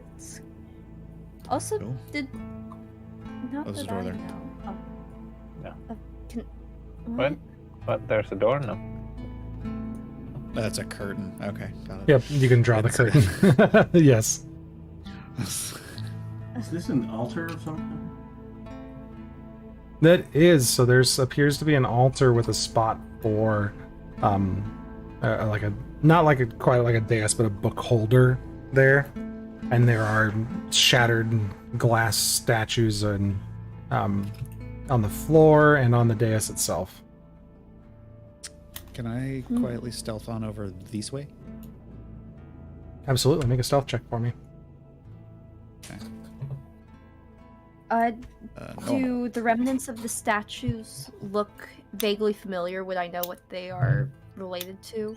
Yeah, you can make Like an investigation historically? check and see if you can figure it out. I'd like to do an investigation check on these books to determine what kind of books they are. Sure. Go ahead and perform the investigation Well, they're investigating that. Tarak is going to investigate the blood stain to try to see what the origin may have been. check. So it's not on the map because I couldn't find good blood streak art assets, but it's not on the books note that. itself, but there are some blood streaks that move in this direction along the floor to the left from that altar. Okay. So, quietly creeping off 21. over in here. Do I hear anything? You hear a mild humming coming from that room in front of you. Coming from that? Okay. as it's starting to slowly fade out of focus. As I'm Assuming- approaching it, or As you're approaching it, yeah. It's slowly fading. Your approach does not modify it, but it is slowly fading. Okay. I'll quickly run over then. Okay. Stop right about there. Very quickly, then See just if I kind of can going back understand. through what everybody else is looking at too, because there's a lot going on. Yeah. Tarak, this is enough blood with your investigation check that you are just thoroughly confused. There's streaks on the ground as if someone was scrambling for their life. You can't really make heads or tails about the struggle here, but you know how much blood is in a person, and this is enough blood that somebody probably got brutally attacked here. Okay. But it's a clear sign of a struggle, not like a. Yeah, you just can't make heads or tails of Okay. it. Okay. Botrin with a All right. 21, various histories and religious texts here. You find a lot of stuff in a language you don't understand at all. But you do recognize, having traveled with the Akuros, you note some of the similar, like with the 21 investigation check. This looks a lot like whatever the Akuros language is. A lot of pieces written, some stuff you had seen outside people's houses in the villages, and then just like little bits of information you picked up along the way. There are a lot of texts in Akuros here. There are a few texts in common as well. Anything similar to something I might have read in Brundoinum's library over the years that I was there, or these? Just a second, check my notes.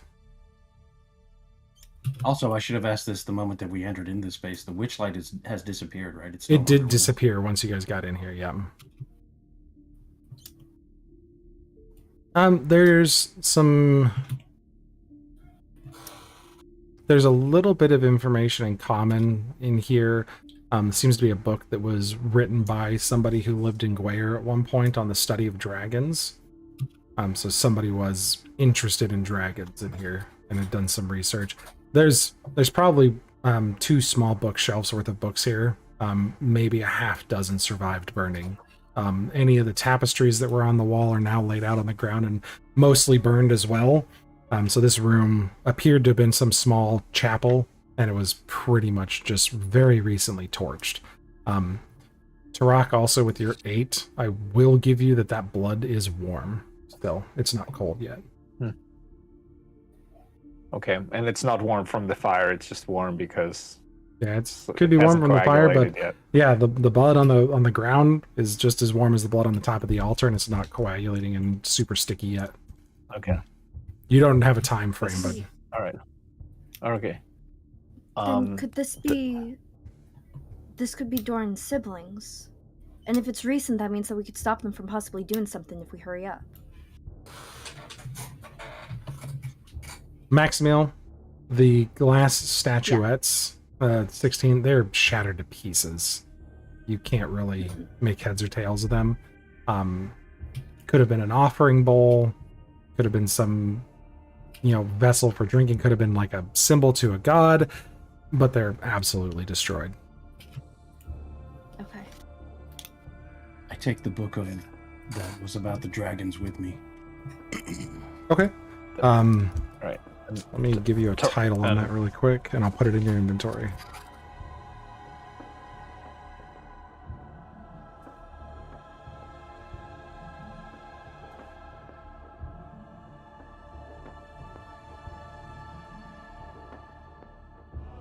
So that book is called A Study of Dragons of Lemindor.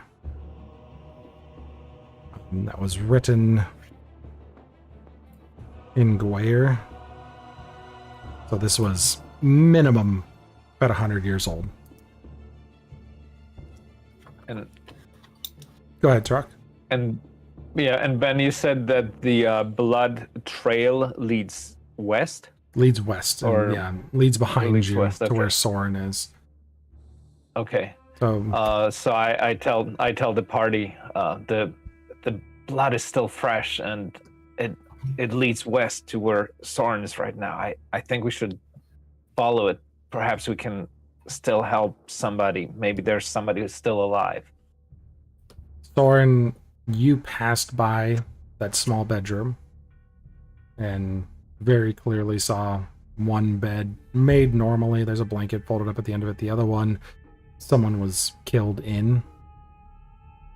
There's blood on the sheets in the mattress there. It's just a straw mattress that's kind of put together, but these are tall, long beds for someone the size of an Akuros. Okay. And then There's in all these this canopies out here. in this room, as you walk in, there is a fire still lit. You can see, as part of the cavern on the opposite side, there's a small waterfall where water's kind of pooling into the room gently. But looking in, you can see a couple of hammocks tied up, and in the center around this circle, there are 6 bodies that are drained completely of blood. They are Kuro's bodies, and they are down to almost just their wireframe skeletons. And there's a circle in the middle where a bunch of symbols have been carved that is rapidly fading. Before it fades, can I make some sort of check to determine what kind of what kind of magic this might be? You can make an Arcana check. You can cast Detect Magic. Whatever you think is going to work best for you. I'm gonna go Arcana. The symbols on there read necromancy to you. Okay. Shit. And also a little bit of abjuration. Let me double check that. I gotta keep this chart somewhere. It's like a reminder of what all the schools exactly do. Abjuration is like obscuring or Nope. blocking. Not abjuration. Okay.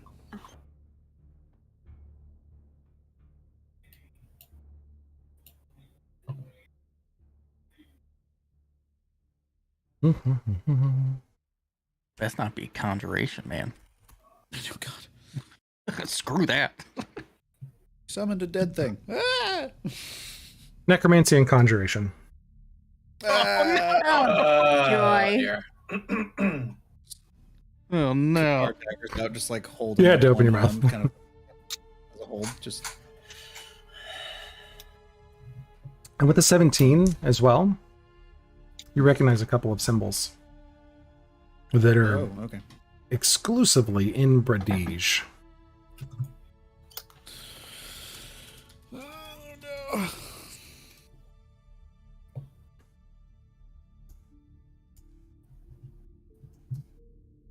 All right, what would you guys like to do?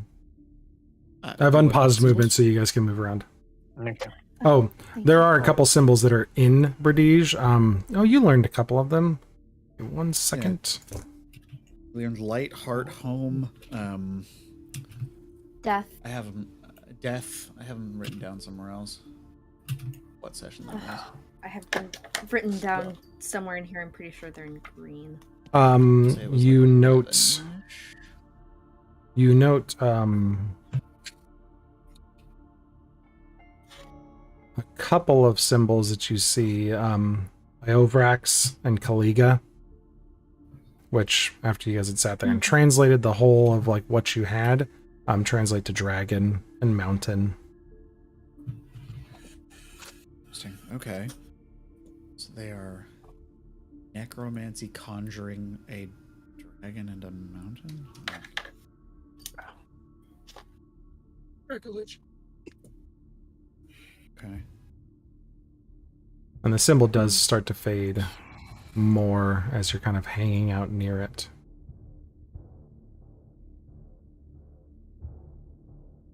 Are there any symbols that I don't recognize that are in British? Or is it just the mountain and dragon one? There's some other ones that you haven't seen before, that are kind of moving around. It's hard to keep up with. You see Uavar, which is heart. You see Kutla, which is life. But you see weird symbols kind of activating and glowing as this kind of moves around. You can make an Arcana check as well, Maximiel. Sure.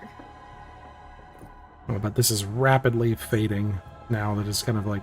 You see the blood drying and kind of getting absorbed into the rock as this circle is fading quickly. Do we think that adding some of our own blood would allow it to continue on so we could study it for a little longer? You have no idea. I ask out loud if we think that that's a good idea, as I have no clue what this is with my Arcana roll of 8. I think that would be extraordinarily dangerous, no? You should probably keep your blood inside you. I think you might need it. Yeah. Stop trying to drink things, please. I wasn't gonna drink it! Can I was gonna... check the Let chest it here drink. and see if it's locked, trapped, or open? Yeah. Check it. There's no lock on it. It's just a hinge. It's a storage chest. Okay. There's a few personal effects in there. A book. Some clothes. There's a dried fruit bread. It's kind of a munching thing. A little snack. Could I cast my Hex of Knowing to figure out anything about this? Let me double check. That would apply here. I mean, normally it just affects like a creature. But I had used it before to find information about an area, but I don't know if it would work here. Yeah, you kind of become aware that really with that, you become aware that something terrible has happened here. Really what you know is that people were sacrificed as a part of a ritual here. Okay. The necromancy drove this, and there is a tinge of conjuration on the end of it. Diggin will walk towards everyone, bow drawn, arrow knocked, and everything, looking back down the hallway, and just say out loud to everyone, "Weren't we supposed to be here for the lights?" I But don't they're sense gone. any sort of rot around here, do I? No, you don't sense any rot.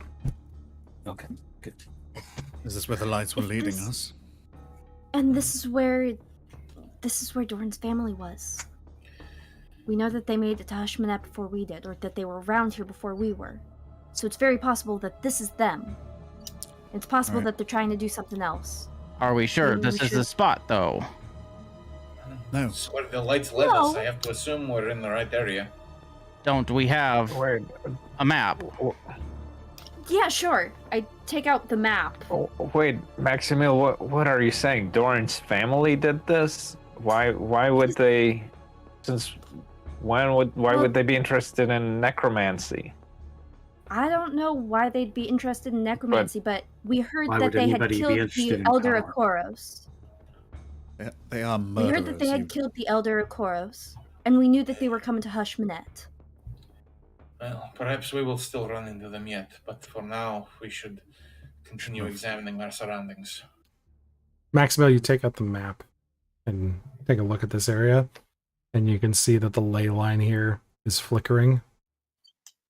And much like the paper faded previously when you activated the portal, the map fades again in conjunction with this circle. They both fade at the same time, and the map goes blank.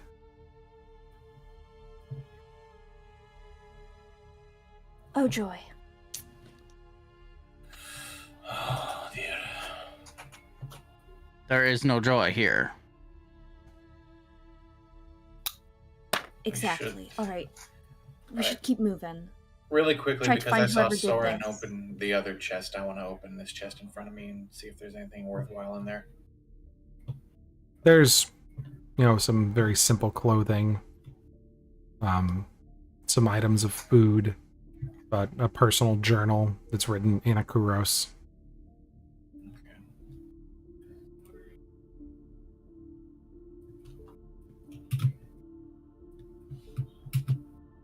All right. What would you guys like to do? Move SWAT forward. team pile up on that south door and then head in I there. think so. I'll head first in case anything dangerous is beyond the door. Diggin learned his lesson from the temple. You guys, Stay behind. I did want to make sure I was clear on what was in these shelves. I described them as like bookcases earlier, but they're really like Rope and coat sticks. racks. Yeah, there's 6 on the walls here. They're a little hard to see, but there are 6 pegs that would hold something, and then there are there's a series of yellow and gold threaded robes, 6 of them total, with walking sticks to go with them. Should We might want to put these robes on. Yeah, can I take one out and like see if they would fit a normal person or if they would fit in a Kuros? They would fit in a Kuros, kind of flowing and like long and silky. You swim just a little bit in it, but it would stay on you as an adult person. I was gonna say, because I count 6 beds and 6 robes. This might be silly, but there seems to be some sort of ceremonial purpose to these robes and sticks. Take a robe and a stick. thinking we should take these to disguise ourselves. I don't even know if it's worth a disguise, but whoever these people were, they were great. killed, and I don't know. Just Alright. rambling. Never mind. So should I check the door I- then? I Yes. grab one and put it on, but it's probably a tad bit big on Max. A little bit, but it Oh. it stays on you. I'll grab one and just Alright. kind of shove it into my bag. And just keep it there just in case, kind of thing. Alright. Alright, Is I it like think we could- Diggins' dress that he has? His tunic shirt?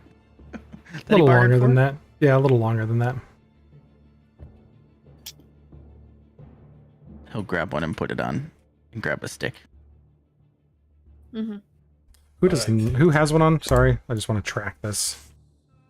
Max and myself. Yes. Botron's putting one on. I have one in my bag. Patron has one on. Dig in, and Max.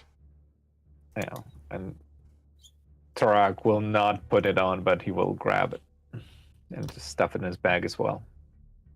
Well, if we are all playing dress up, then for the love of God, hand me one and a stick. Just tossing one down the hallway. Go back! Throw it on. No, the robe. Pass the stick. All right, so Hey, Diggins chucks a stick. Doran has one on too. Okay. Yep, there's a large door in front of you. Alright. Door. Here we go. You're gonna step up to So- the side. The hall in front of you is very well lit, and the stone here has been shaped into this ornate sandstone. The walls are a lot neater. There's lit torches that run the entire length of it. Staircase off to your left as you come out, and to the right is a large open room.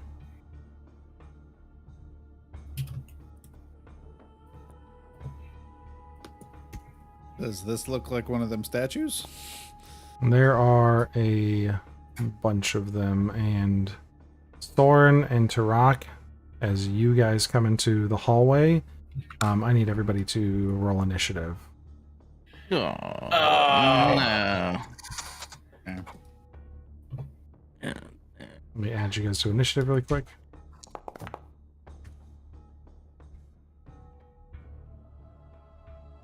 God, I am literally incapable of rolling well on initiative. Oops, sorry, Doran, I clicked it for you, and I think I gave you a really good roll. Yeah, I accidentally rolled like a... How did I roll? I rolled a 17 for you on accident.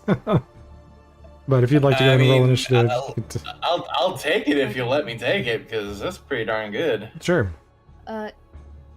My game just crashed. Otherwise, dun. mine would be... You're a little bit farther down the initiative order, so go ahead and try reconnecting. Did you put Diggin on there? I did not put Diggin on there. Let me add him now. Go ahead. What'd you I get? think you put the light that was on me. I did put the didn't roll light. it yet. I was like, why is there a light on this initiative order? That's why. Oh, come on. A Why do 9. rogues always last in initiative? It's I crazy. need advantage on this shit. I'm putting on music. I'm mad. Battle. Changed to Doran- turn.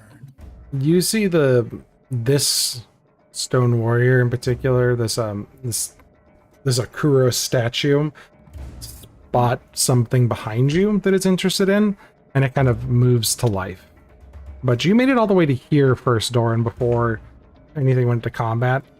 So what you see right here, and leading to that back corner of the room over here, is you see a bunch of rubble and kind of dirt that moves down from an opening in the ceiling, like a large chute.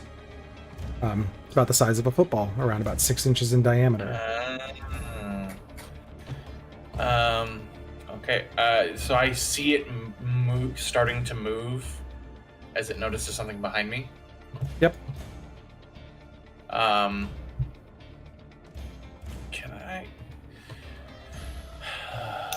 Can I tell that it's looking at the people that don't have robes on? Make a perception check. Okay. Perception check. Alright, pretty good at these. Normal. Now with a 3 roll, I'm not though. It's just 9 looking. total. It's looking past you with a 9 total. You're not sure.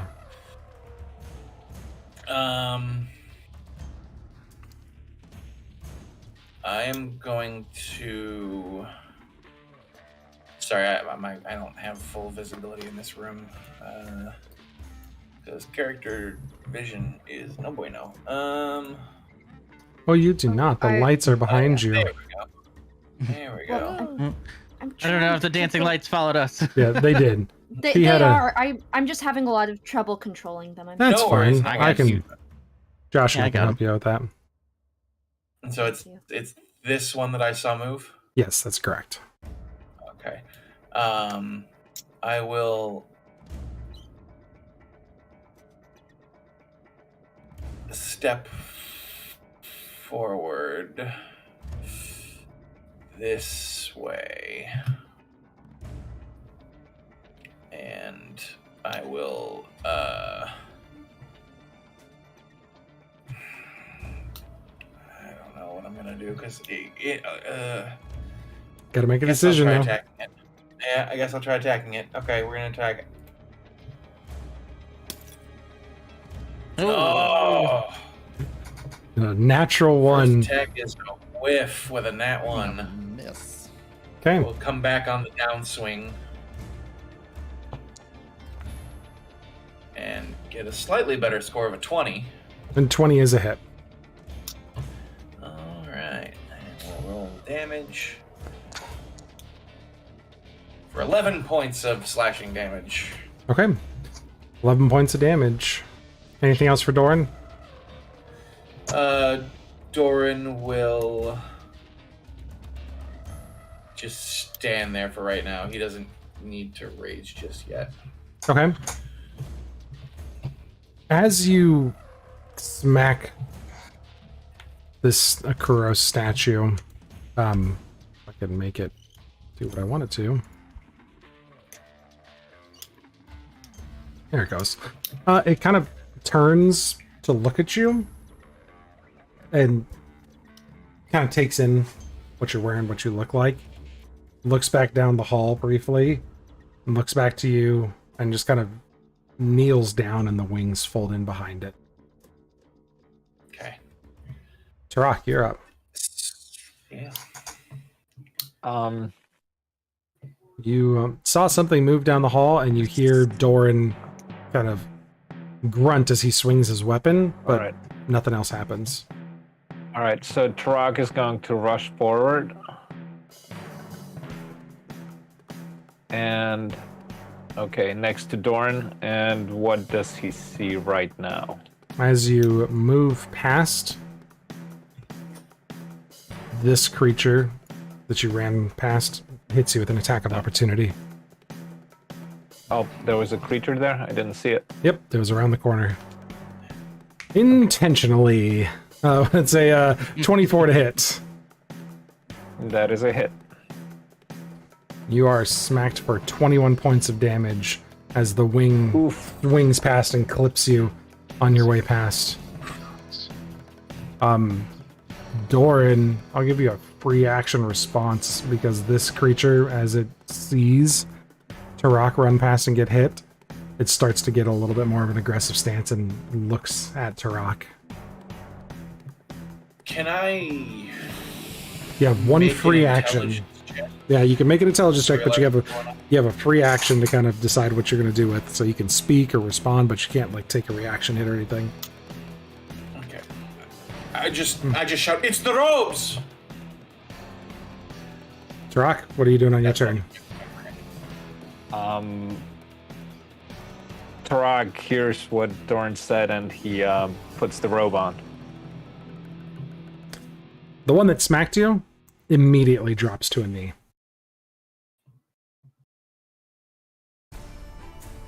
Anything Do else? all of us have the robes on now?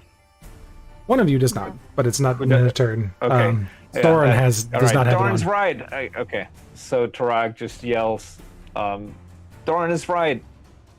Put on the robe. Who doesn't have one on? That's me. Soren. Sorry.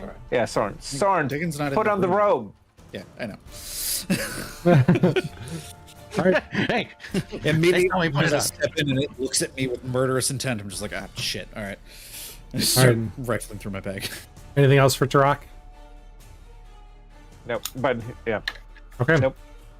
The one that's kneeling hasn't noticed Soren, stays kneeling. Maximil, what would you like to do? Is there any way I can use my action to put Soren in the robe? Like, just go into his bag and do it as he's, like, rifling through just to help him put it on faster? Like, a quick change. Absolutely. If you want to go over there and just like help Soren dress, you sure can. Yeah, I'll do that. Arms up. Who's the big boy? Arm. Long God, why are they so tall? There we go. Okay. Put up. Throw it on. Okay. Okay. You put the robe on. Diggin, are you doing anything for your turn? Well, I would have heard him yell out, "It's the robes," but I will go past Soren and kind of aim, because I see everybody looking down this way, and not see anybody, and just hold an arrow for any type of interaction that is threatening to my friends. Okay. Soren, you got your nighty jammies put back on you now. Your big robe. You're all ready for boy. sleepy boys. Who's a big boy with his big PJs? Yeah, Maximil's us. very panicked, but she helps you get your robes on. And would you like to do anything on your turn? Nothing seems threatening to you now. I was gonna say, do I have my turn? Yes, you do. You absolutely do. Okay, so robe on. Is there like a hood to it too, or is it just robes? Yep, there's a hood. Okay, flip the hood up, daggers out, and just kind of hold and wait, and just wait. Yeah. I guess dodge action. Okay, Batran, is there anything you'd like to do? That stairs down behind us. That is a set of stairs down behind you. Yes, that are stairs. Yes, I know words good. All right, I'm gonna go back towards where the stairs are and try to see where they lead. It is a twisting path that leans off to one side. You can't follow it for more than 30 feet, like just visually. Okay. With that, the last stone warrior takes up a kneeling position, having recognized all of you in your robes. And they stand still. What would you guys like to do? Good to know. Are those chests something we can investigate, or I see that are they Yes. clearly I made this map. empty? Everything here is something that you can do stuff with. Okay. It looks good. Then Trog's going Stuck to at making start with maps, the so I chest. feel good about this one. Really cool. All right. So You take a look at the chest. There's no locks on them, but they're all empty.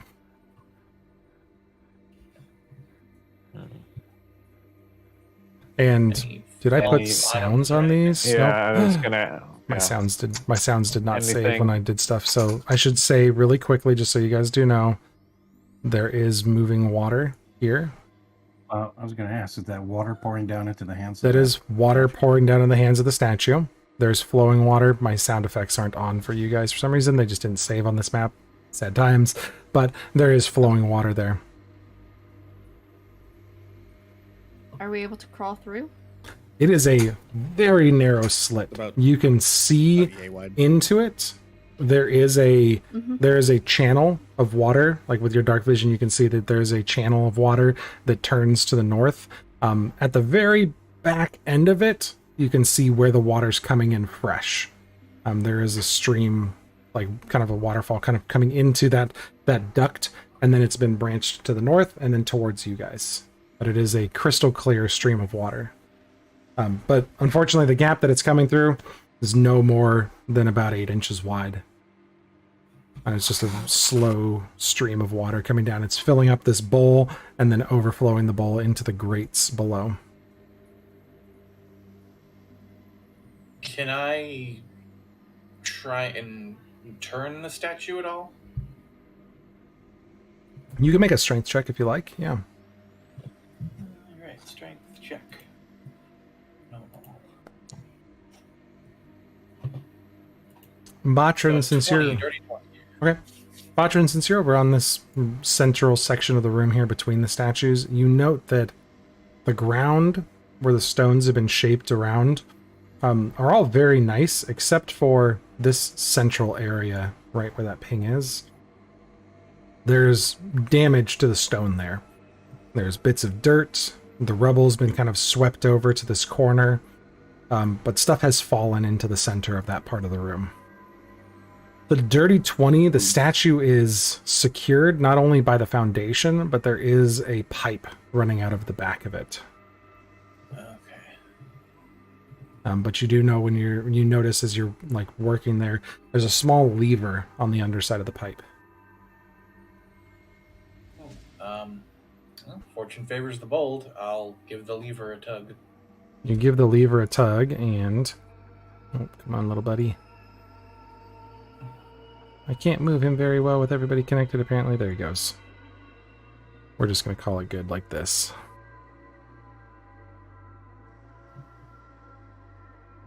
The water begins to flow down the pipes. Nice. Oh, come on. Ooh. The animations are not working for the DM. They don't want to move properly. There we go. So they begin to fill these little bowls with water. Gonna go. Cool. Investigate the other side.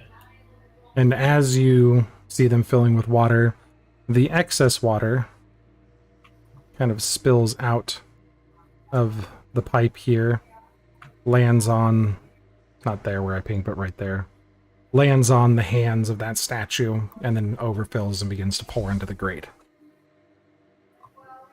Alright.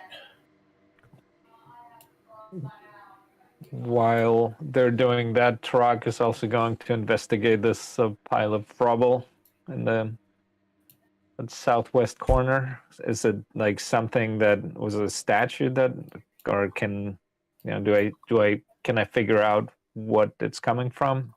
Is it like part of a wall or? Yeah, make an Something else. investigation check.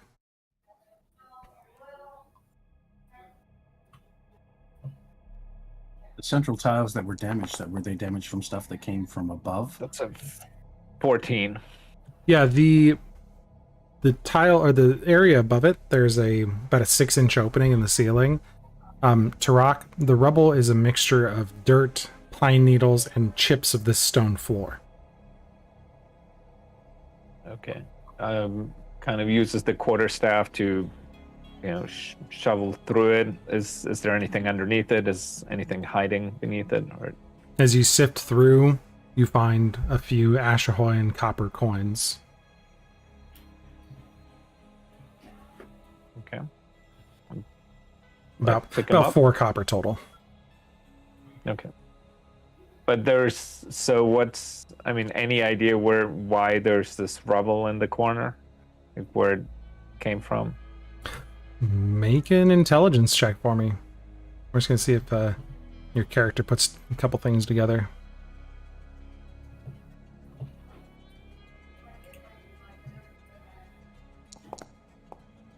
Oh, That's an 18. So Tarak, you sit back in the room and really kind of think on what you're looking at here, considering your situation for a moment. And it kind of dawns on you all the little pieces of this puzzle. The offering must be sent down through the chute above as some sort of signifier that it's arrived. There's a potential that maybe those young dragons were watching it, or something else observes the ritual of them pouring it down through here.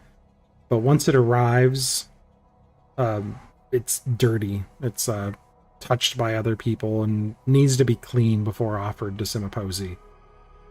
So as a result, you have bits of rubble that are left in the corner here. No real way to get rid of all that excess dirt and rock waste, but clean coins go into the bowls, or come out of the bowls and make their way into the small chests that could then be carried down this ritual carpet down to the lower levels of Hashmanet.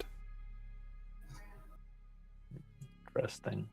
All right, as Tarak is kind of figuring it out, he relays the information to the rest of the party. So I think this served as some sort of room to prepare the offering and get it ready for Simiposi. Purification chamber. Then we should continue down, see what more we can find.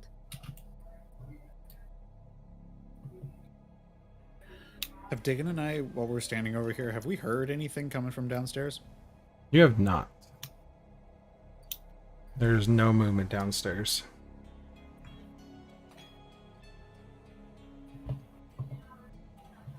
But Tarak relays his information.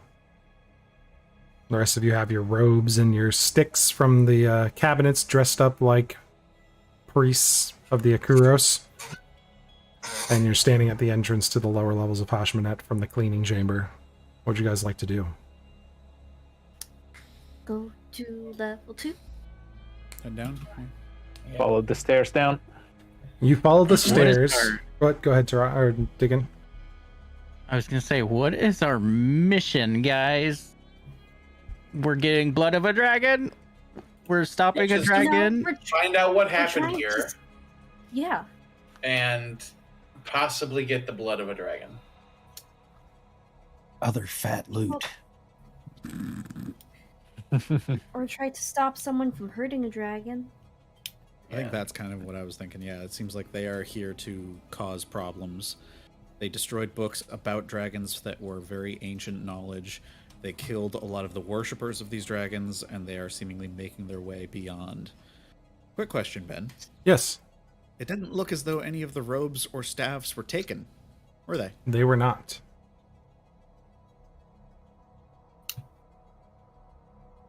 Okay. They might be finding some other way past the defenses if we are clad like we belong here. They possibly have something else because all of them were present.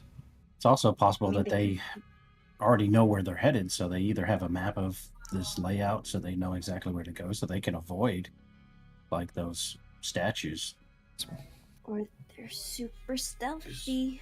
Entirely possible. That part is pretty definite. I was a The little fangs are known cryptic. for their stealth. I was a little cryptic before, and I want to make sure, Maximiel, something was clear for you. That ley line was activated and is now gone, and your map is blank. It's done its job. It tracked you to a ley line, and it's now empty. Right. Okay. And the ley line is now closed. And it was made with blood. As from what? Yes. Knowing that there's statues in the other room, Diggin doesn't want to go in alone without some backup, and is gonna go over here and look at this statue real quick before we move on and say, Capatur to the statue. It regards you and stares at you. It doesn't have like a mouth to speak with or anything.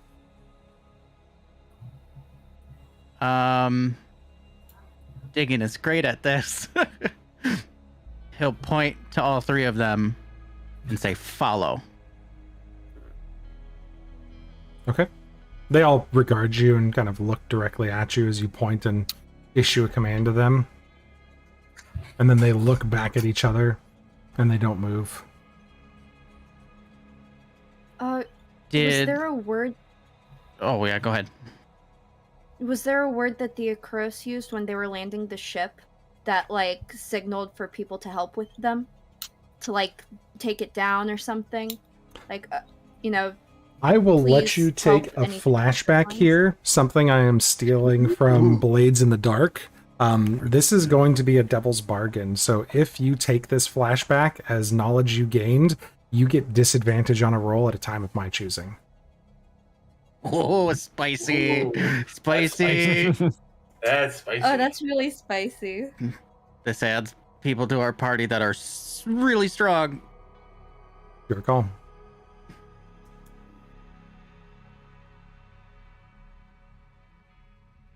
I'm gonna turn down the offer this time. Okay. Oh. No devil's bargain this Because time. I feel like it could be... Because I feel like it could be better used at another time, but if someone else wants to take up that offer, it's totally up to them. Is it a roll or is it an ability check? This is a disadvantage on something at the time of my choosing. You are making a deal with the devil. A single roll. Oh, God. Oh, God. This is literally from Blades in the Dark. It's called a devil's bargain. You get something good by taking a negative deal with the DM. Take the negative deal. Botrin takes the devil's bargain. Okay. Take a note here really quick. Fuck with Botrin later. The big whoops. I'm sorry. The big whoop was going above the tree line when dragons were hunting. That was pretty freaking whoop. Yeah, that was a big whoop. That was pretty cool, though. Not gonna lie. Yeah. Botrin, you picked up an Akuros phrase as they were calling into the port. You heard Capatur as people were greeting and saying goodbye. But you also heard Pelatek. Pelatek. As you saw them like saying Pelatek and like waving people in, they came over to help. So, what would you like to do with that information now that you've made a devil's bargain to get it? I moved back to where Diggin is, and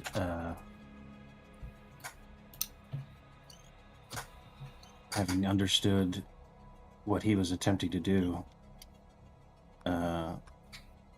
look at the statue and utter Pelatek. The statue stands to attention, regards you. If it had eyes, it'd be eyeing you up and down. Turns to the other two, and they all kind of look at each other. And the one you spoke to points to the one opposite the room, and then points at the floor. And then these two fall in line with your group. Oh, nice. Yes. Okay. Allies. Now I gotta copy these guys and put them on the other map. Diggin remembers Very that cool. word. Yeah. Whoa. Hey, putting friends on a new map, okay? Don't be scared. Are you sure? That was a lot of dice. Maybe. Wink, wink. So I wanted them as allies. You all He knows what- begin to descend and travel deeper into Ashmanet, and you follow these walls that have been shaped directly from the stone. You find no rubble, no reinforcements needed, as powerful shaman came through at some point in history and had cast on these walls. You see runes occasionally etched. Those of you with Arcana start to note mending spells that normally you would cast with some knowledge of the arcane that have been grafted directly onto the walls here to reinforce the structure. Self-repairing walls! To reinforce all the structure making its way further into the mountain here. You kind of lose... Is there a way that... Yeah. Without, like, holding anyone up, I could, like, make note of that in my spellbook as we're kind of going along? It really looks like an incantation of mending. You don't see any additional things that, like, enrich it to make the wall self-repairing itself. You particularly, having seen some stuff in Busat in terms of architecture, you've seen the same kind of thing in Busat. Specifically from where you spent youth growing up in hiding, those sewer systems were very well reinforced and had the ability to kind of repair themselves, and they were enchanted with mending built directly into them. So you recognize this very clearly as a reinforcement to these tunnels that are made so they repair themselves and keep themselves structurally sound. Okay, that was all. Sorry to drop Soren lore bombs on everybody there, but, you know, those are things you see. I've told them all that. I know. You have, and now I got to add new spicy things. I was there. I was born into the sewers. Oh no, Diggin saw it. That's true. Oh, you did. That's right. You guys travel for what must seem like 45 minutes to an hour. Direction kind of gets lost. The dancing lights trail in front of you as you wind down into the mountain. And eventually, in the distance, you start to hear the sound of running water. And then around the corner in front of you, you see light. As you open into the very big map, and I apologize for the load times on this one because it is huge, but you open into this massive, this hole in the mountains, and sunlight is coming in from above you. And in the center of this glade is a bluish purple tree. There's a small pond around it. The cavern walls are steep. There are tree branches, but they're very sparse. The rocks themselves seem slick with moss. Opposite of the entrance you came from is a waterfall, and you can see bits of a bridge that pass underneath the waterfall itself, providing some sort of way to walk around this area. It seems like a very secure kind of room, and it's quiet except for the sound of the water. You don't hear any birds or any wildlife in here. And your two Akuro stone guardians kind of move to the sides to provide room for you to pass by and take a look around. The room is illuminated, and you find that the dancing lights aren't helping too much. Does this bridge go, like, around and up?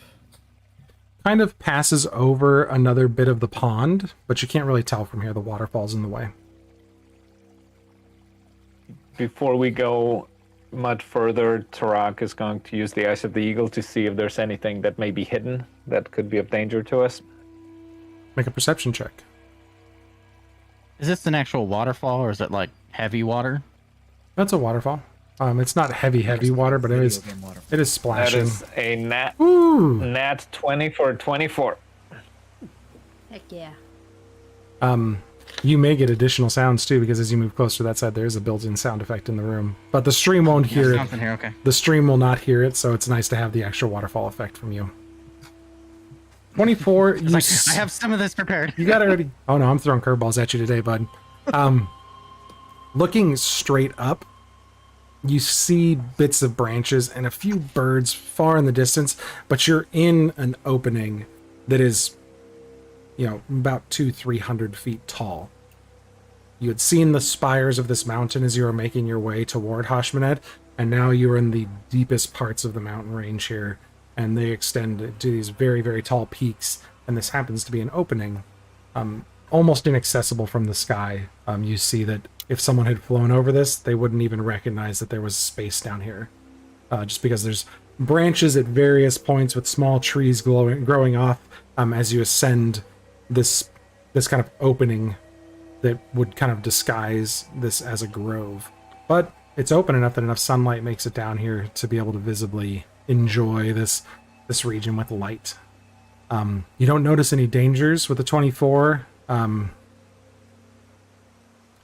The cliffs, for the most part, seem to be pretty slick, though. It doesn't seem to be accessible via climbing. It'd be very difficult for you to scale the exterior of this place. Is the water around the tree deep? It's not. It's about 2 feet deep.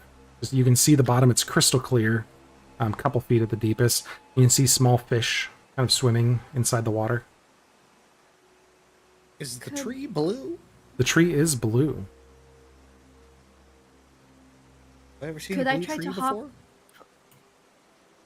You have not seen a blue tree before that you can recall. You've heard of blue trees occasionally. You saw some weird mushroom trees, so at this point, blue trees are not outside the realm of possibility. Maximil, what did you want to ask? May I please jump to the center of Absolutely. the island? You could easily... Try to jump over the You water. think you could easily make that jump if you got just a little bit of a running head start? You probably clear that pretty easily. Okay.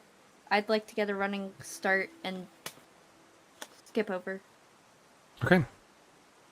You kind of run along and leap.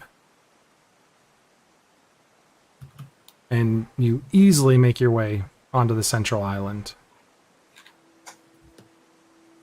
Okie dokie. And drag you over there. Oh, thank you. Maximil, you note this really strange, tall tree. Has bark similar to birch. It's got a little bit of like cool marbling on the outside and splits like paper in some places. It's a very thick tree at the canopy. Very thin underneath. Now that I say it out loud, it reminds me a little bit of the Lorax trees with the really, really thin stump and then the big poop at the top. This has a very big canopy at the top, but a very thin stump. It kind of comes down into the ground.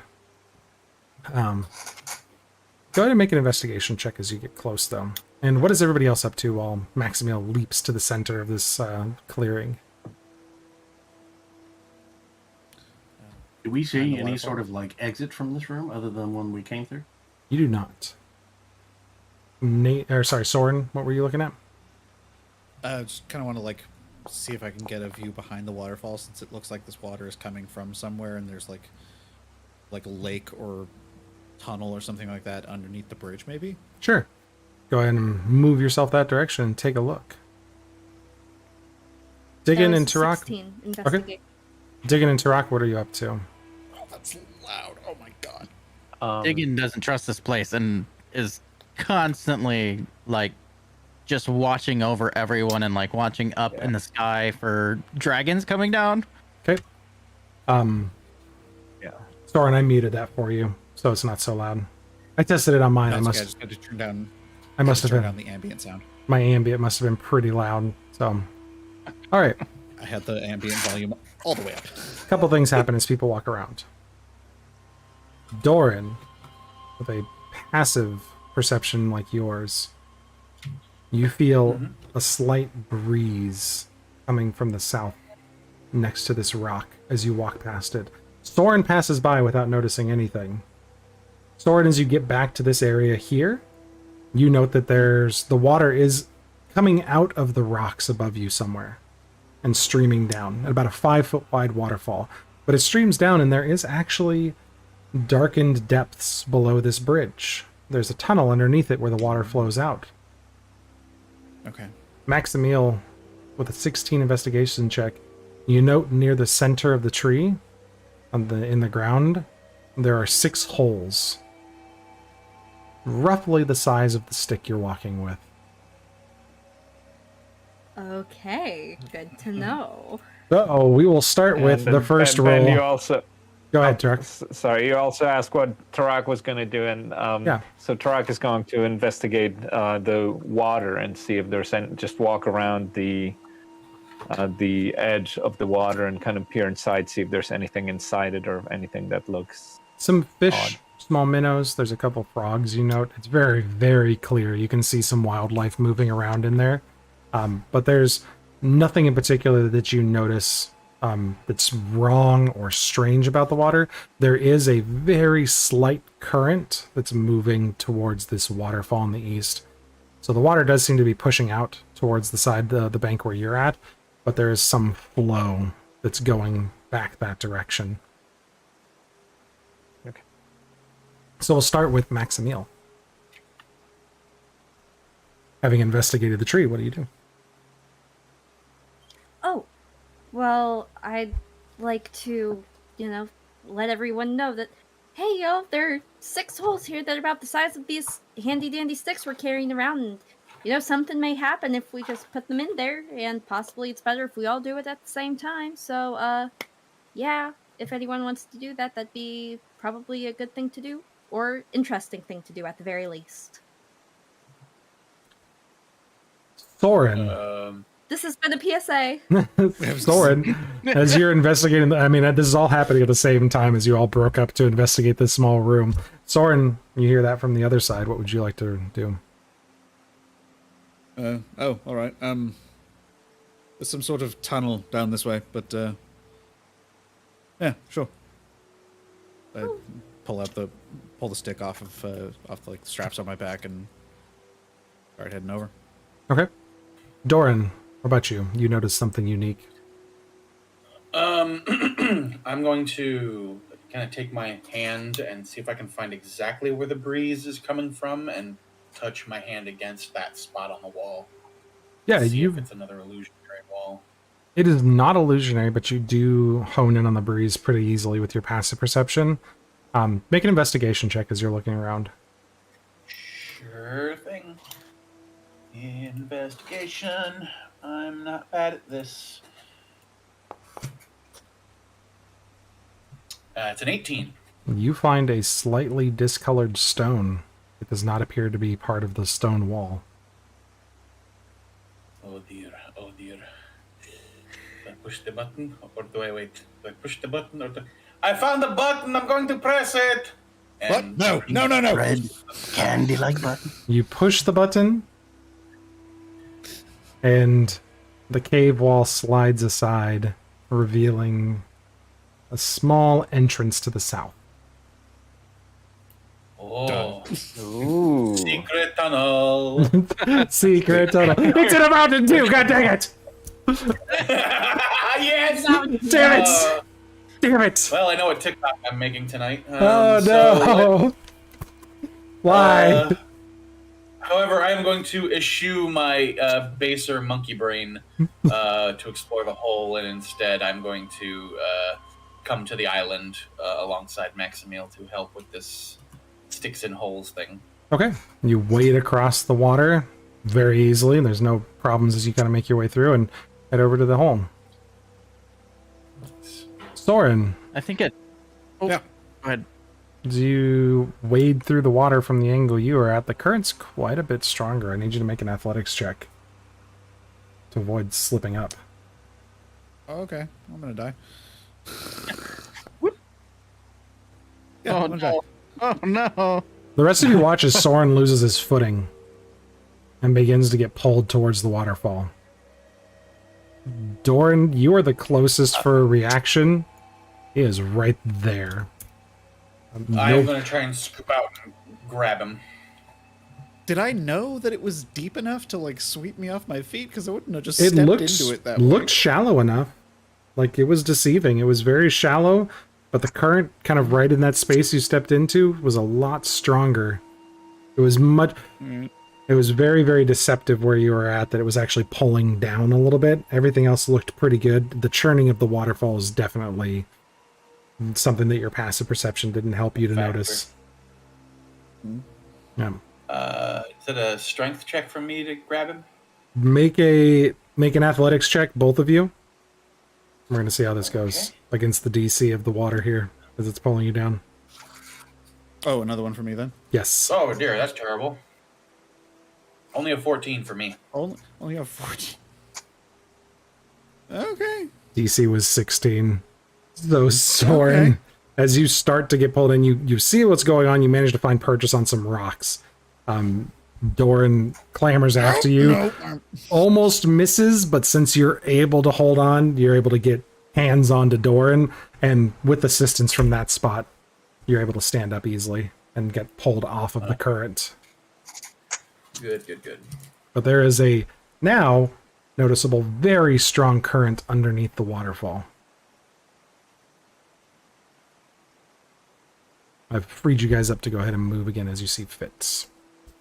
Diggin is like visually stressed out.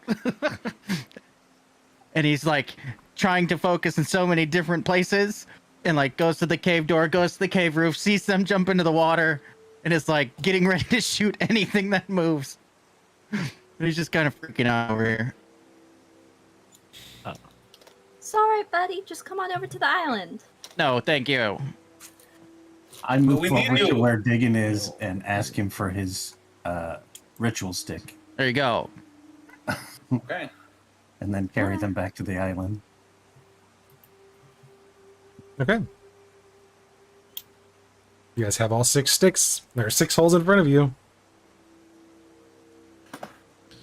We attempt to place them Let's do it. at the God, same I time. hope there's not some Right. stupid thing where it can tell that there's not 6 people too. Let's hope. Taking Diggin, a if we all note, die, taking a this'll be note. on you. Yeah. No.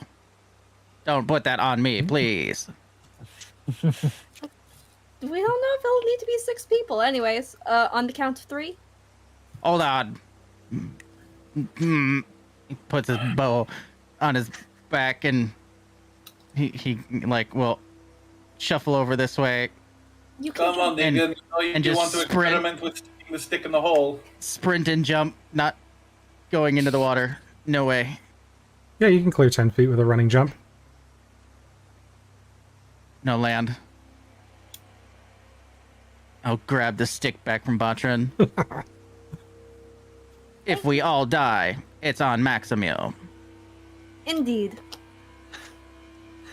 All right. 3, You all, All right. 2, 1. you all plant your sticks into the holes. The tree glows slightly brighter blue as the enchantment to the north is dispelled, and you see the rock face disappear to show a door to the north.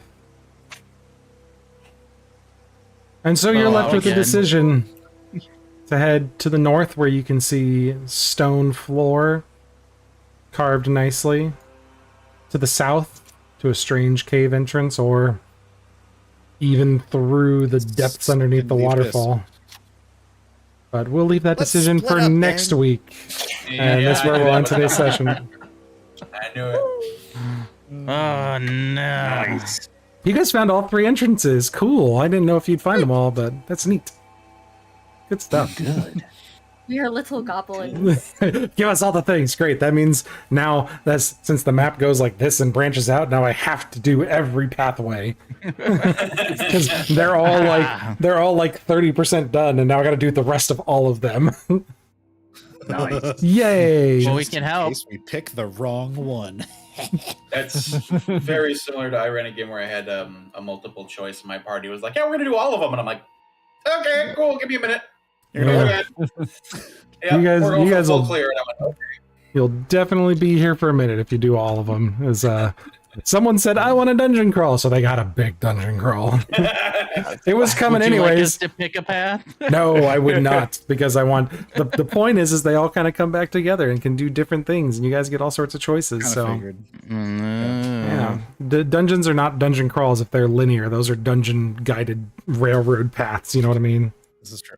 Sure. So Guided tours. I was gonna say we'll pick the one, and then I'll decide to go to the other way.